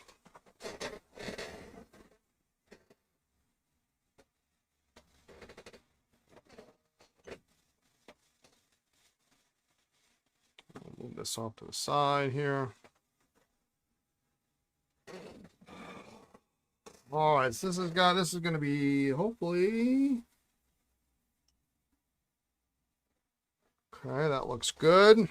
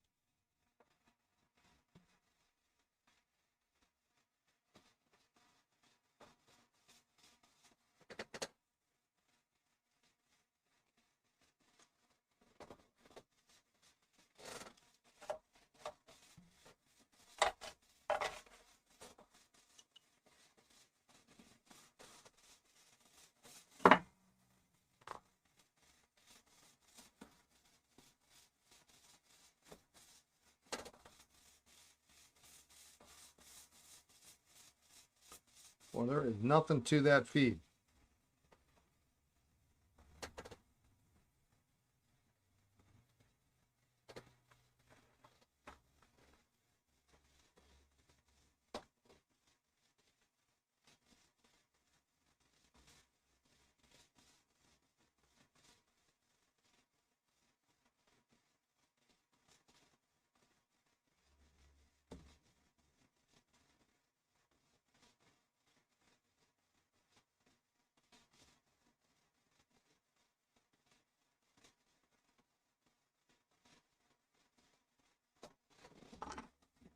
All right, so this is a really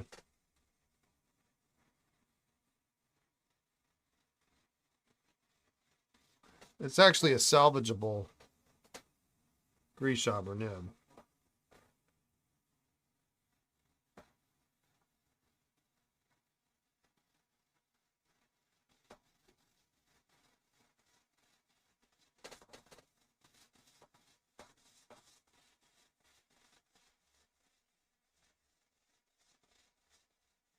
And before you go about trying to straighten it out, you want to get all any dirt off of it, any ink that you can. You love these old feeds? It's amazing they actually work. Yeah, isn't that something?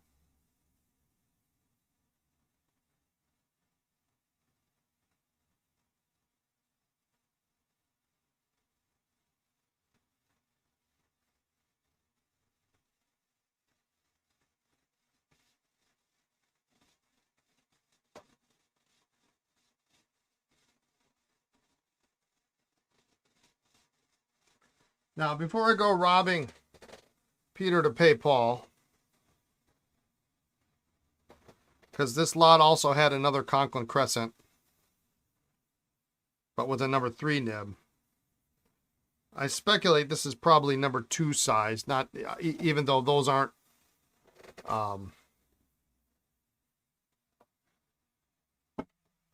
completely compatible. Let's see if we've got a number 2 nib line around.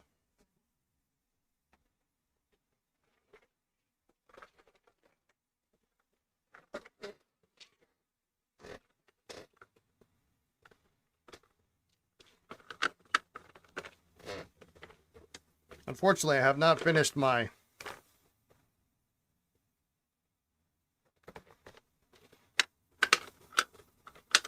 organization of my parts.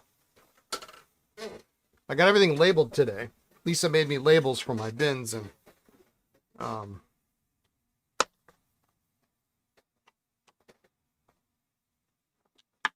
labeled everything today, but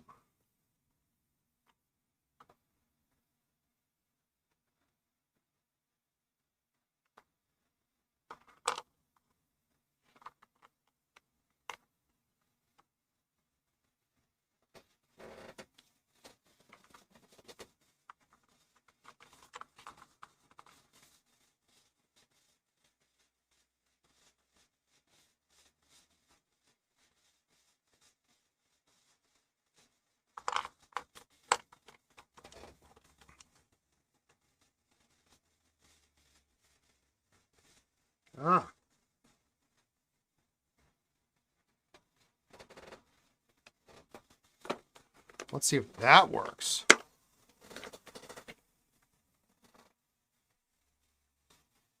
This looks like this. This might have it. This might be a stub. Wouldn't that be my lucky day?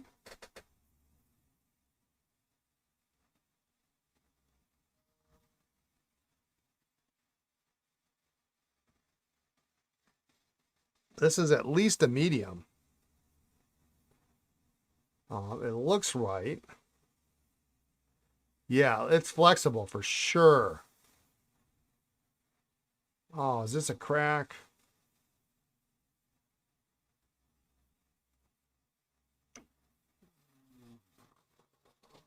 Ah! There is a crack going off the vent hole.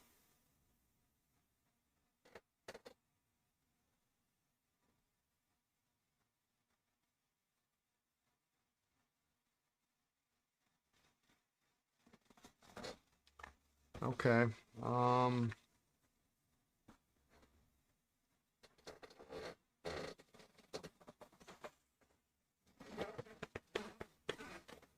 I'm willing to say this is probably more number 2 size than number 3 size. Um,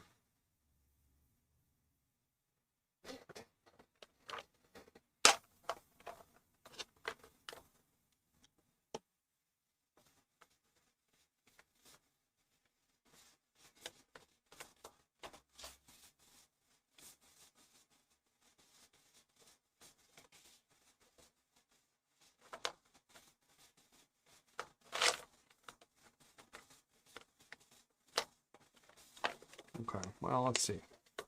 Yeah, I think number 2 for sure. I think that's the right way to go.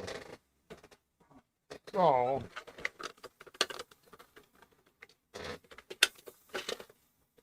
Now, I'm not against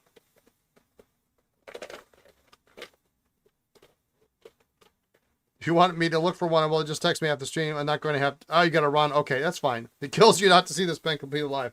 I'm probably not doing anything with it today. I'll shoot you a message if I can't find something. I think I might have another nib somewhere.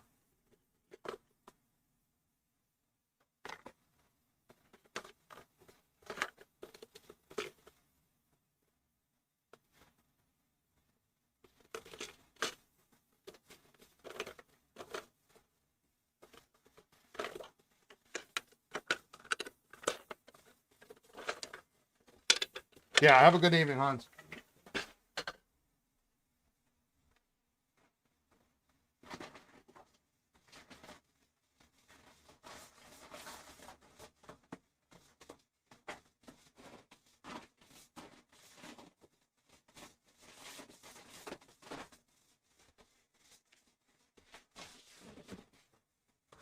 All right, I got some nibs here somewhere.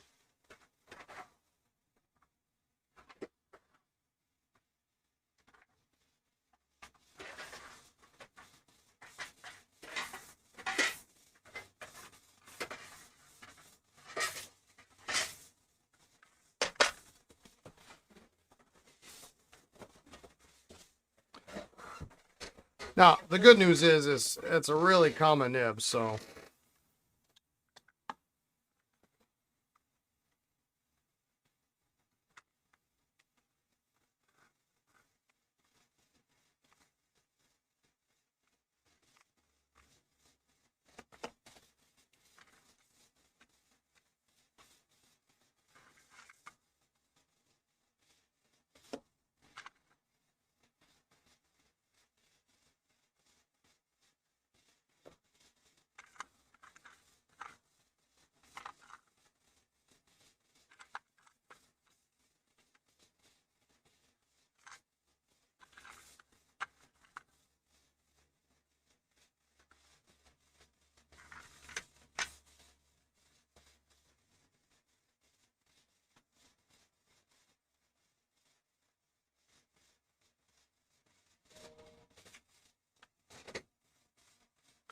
Boy, I come across the weed lick, man, I'll be in good shape.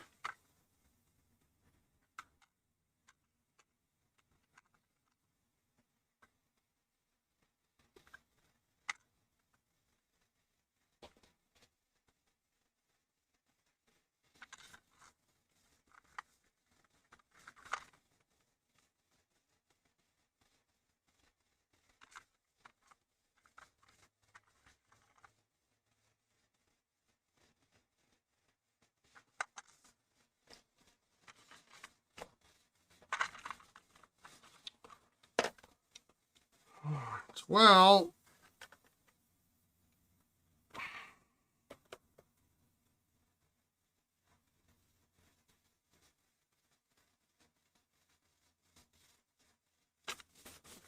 the question is do I have another pen that has a Conklin nib in it that it's not supposed to be there?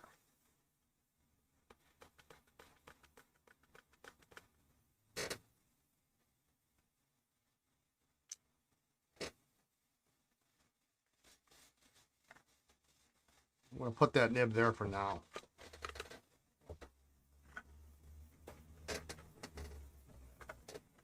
Because you know it's just not uncommon to have pens with the wrong nibs. And I want to say recently I bought something with the Conklin that had a Conklin nib in it, and I can't remember what it was. And I don't pull the nibs. I leave them in the pen, which is probably a dumb idea.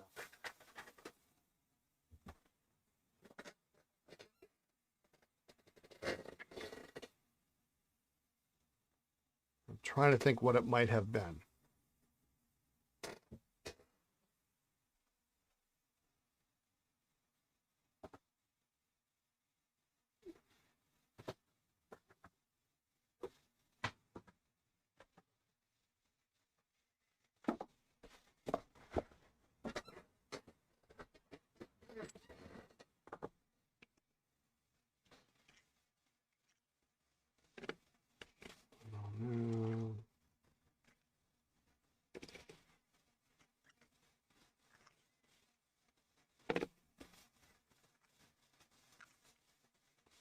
Out that tray.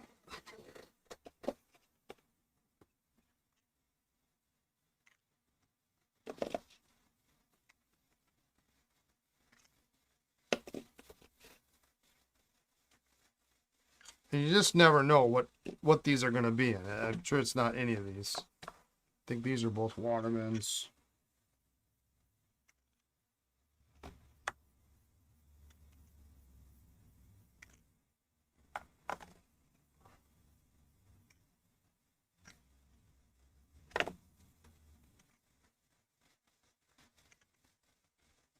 Well, that's kind of a nice sister look right there. All right, so it's not there.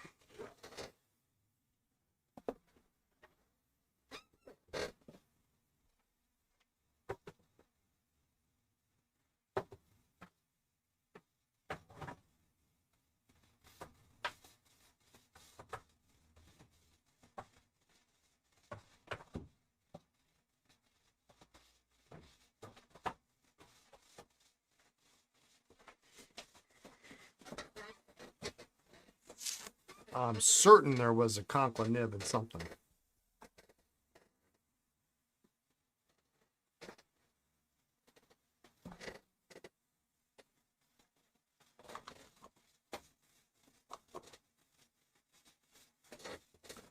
I just don't remember what the heck it was.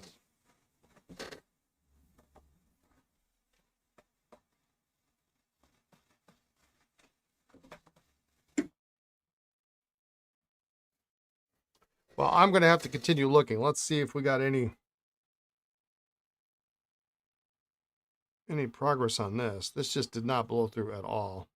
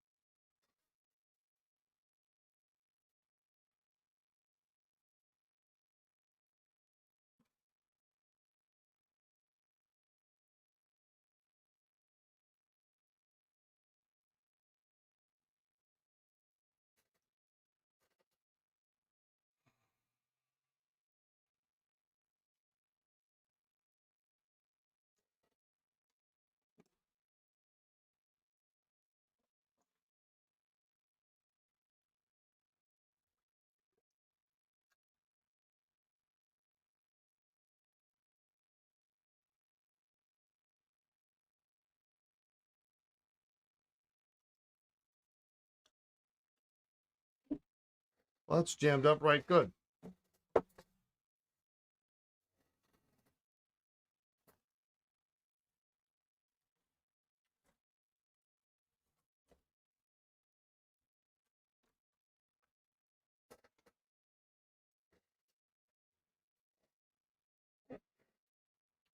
You know, I don't mind using a cracked nib once in a while, but if like it's at the base or something.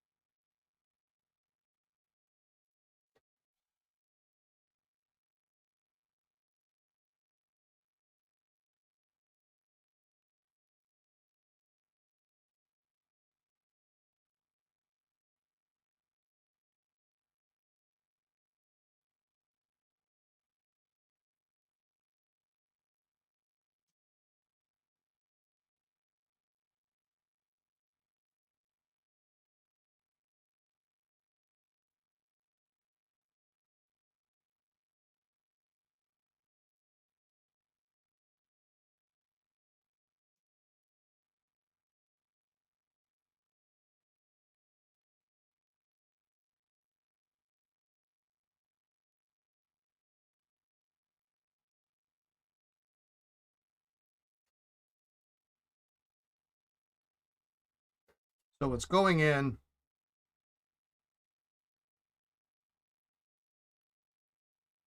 this far,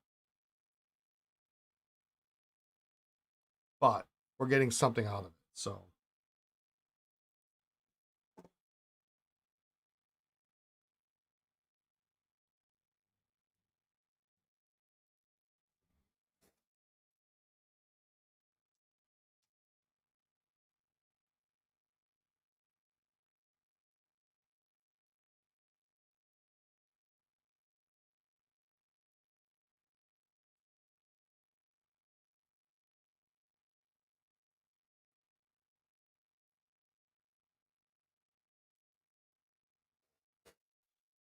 now that is up there. So we're making some progress. And it's, you can also easily see it.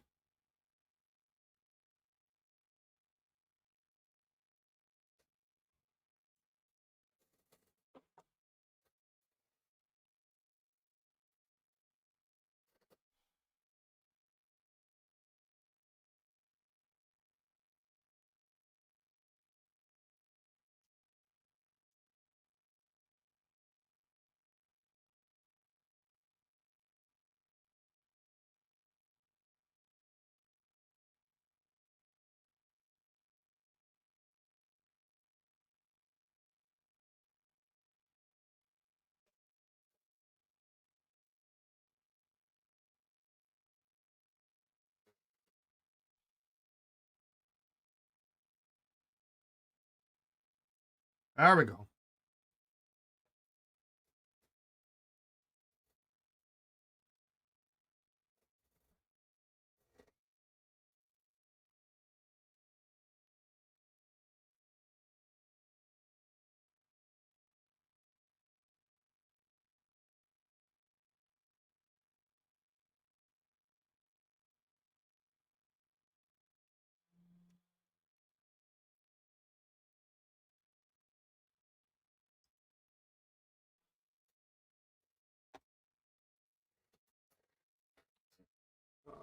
Let's get an actual piston converter, maybe. That one doesn't want to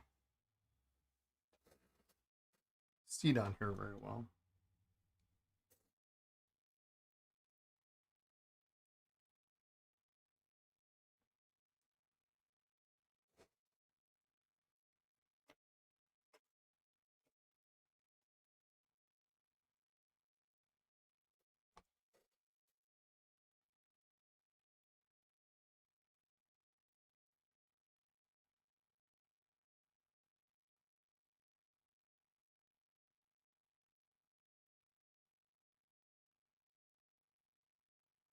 Yeah, now I'm flushing through some nasty black stuff.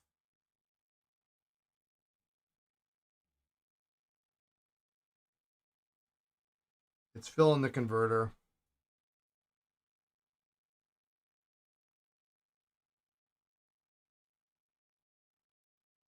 It's coming out.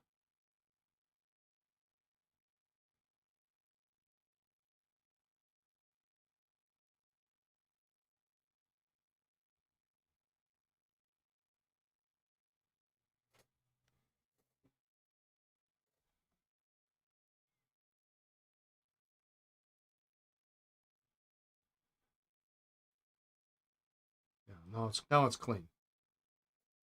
I'm gonna run the wire through it though one more time just to make sure.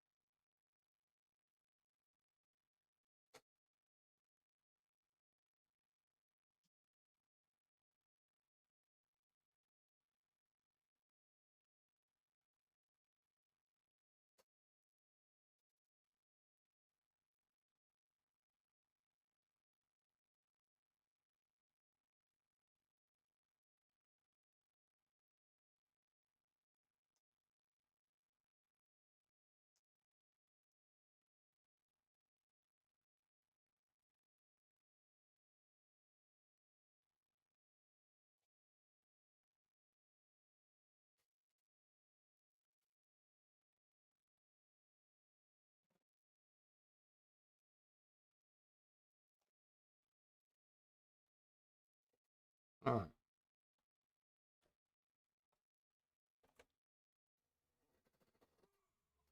Look at this.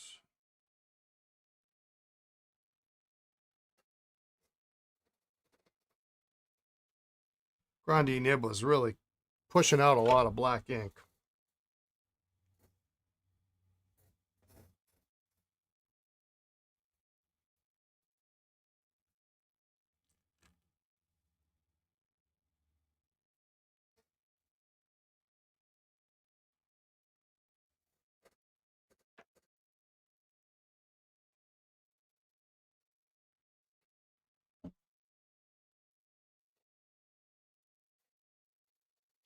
I think the rest of these were good.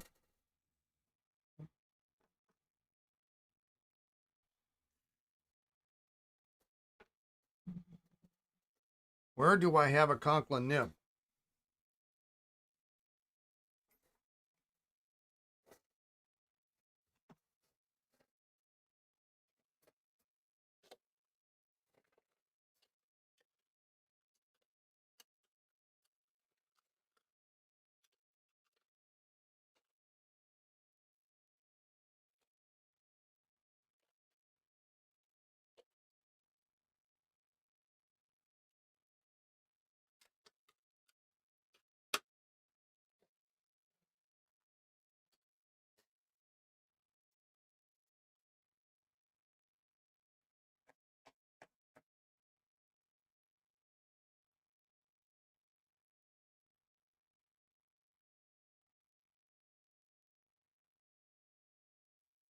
Well, you know what? Just because we can, let's clean this one up. If this ends up being the only one I got, then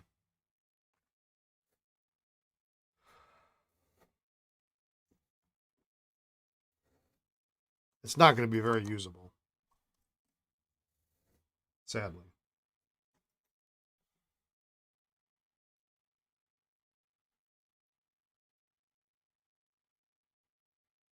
And this is really kind of a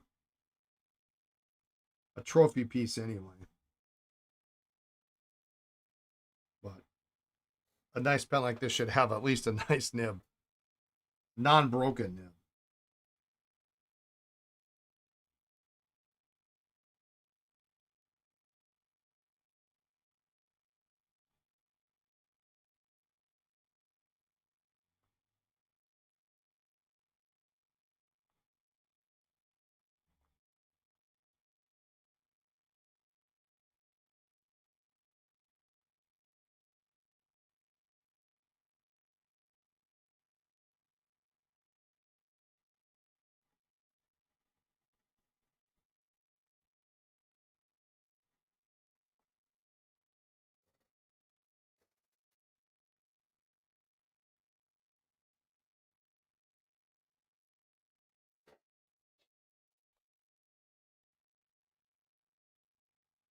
It's also help ascertain how. You never thought of flossing out the back of a Schaefer cartridge filler nib. It's a good tip to remember. I mean, it just wouldn't blow through, so it worked out. Did I find a nib? Not yet. I think I might have one somewhere. This crack goes from the bottom of the breather hole. It's basically almost, it's not quite a letter and a half long. It goes all the way out to the top of the O in Conklin. I thought you were gone. um, yeah, this is really not a. It's too bad because it's a nice. It looks very medium-ish, which would totally be me.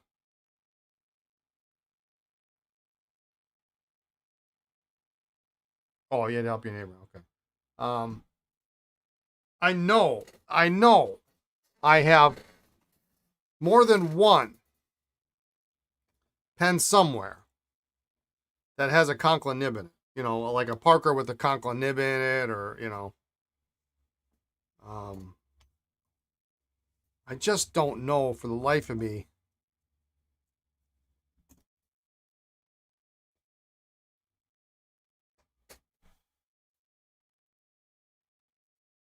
And I went through my parts not too long ago, a couple weeks ago, as I was, further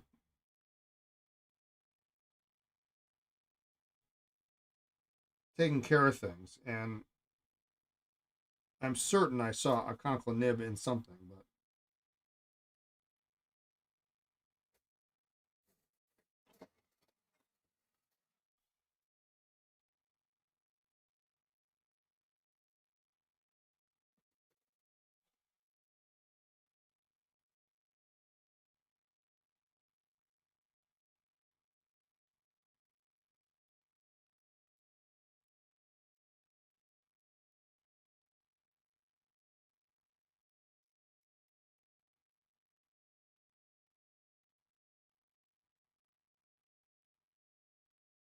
funny thing is, I can remember a pen that I bought ages ago that I no longer have, that I bought at the Ohio Pen Show. It was an Aiken Lambert Sterling Filigree, half sterling, no filigree on the cap, but it had a Conklin #2 nib in it, and I remember that to this day like it was like yesterday. And they sold it to me for $50 because it had the wrong nib.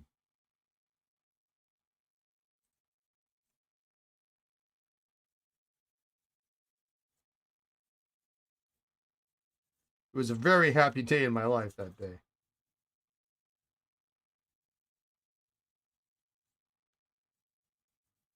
Because as some of you know, Aiken Lambert made some of the most exceptional overlays on the planet.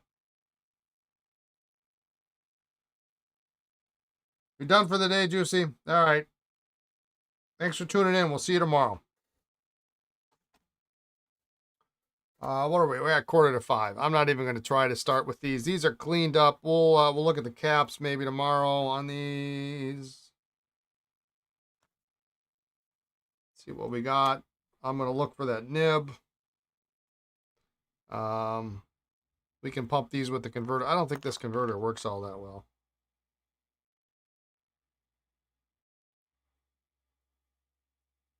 It works. We'll see. It didn't work very well on that. I think maybe on these with the metal, it kind of holds it in place a little better. No, it doesn't really.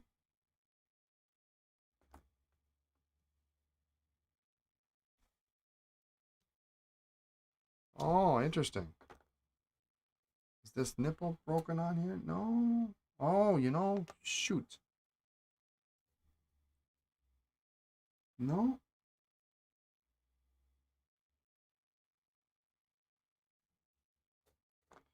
It could be the, put that there.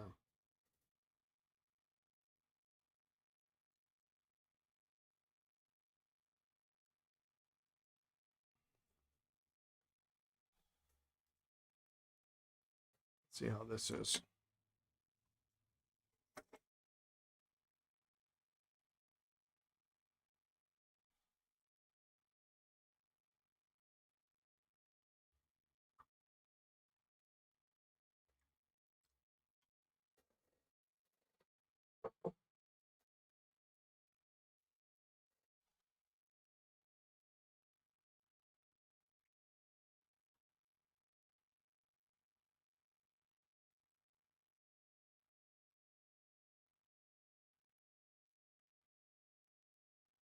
Okay.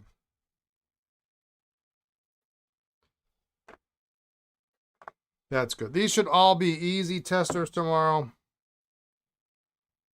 Throw some cartridges in, converters on the Schaefers, and we'll see what flies. I'd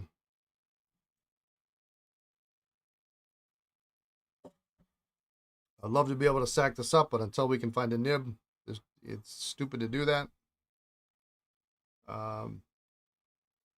So we'll figure out. Yeah, at least we got that out. That's a step in the right direction. Sure looks pretty though.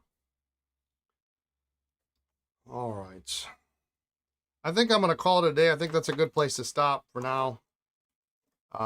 We shouldn't have so much yammering on about tomorrow. I think tomorrow will be a more normal. Yeah, have a great night, Hans. Thank you. Tomorrow will be a little bit more normal day, I guess. And we'll go from there. So, anything else? No, that's it. So, all right. Well, thanks so much for tuning in. Have a good evening, good afternoon, good morning, wherever you are in the world, whenever you're watching this. Be kind, be well, and we'll catch you tomorrow, all right? Take care, everyone.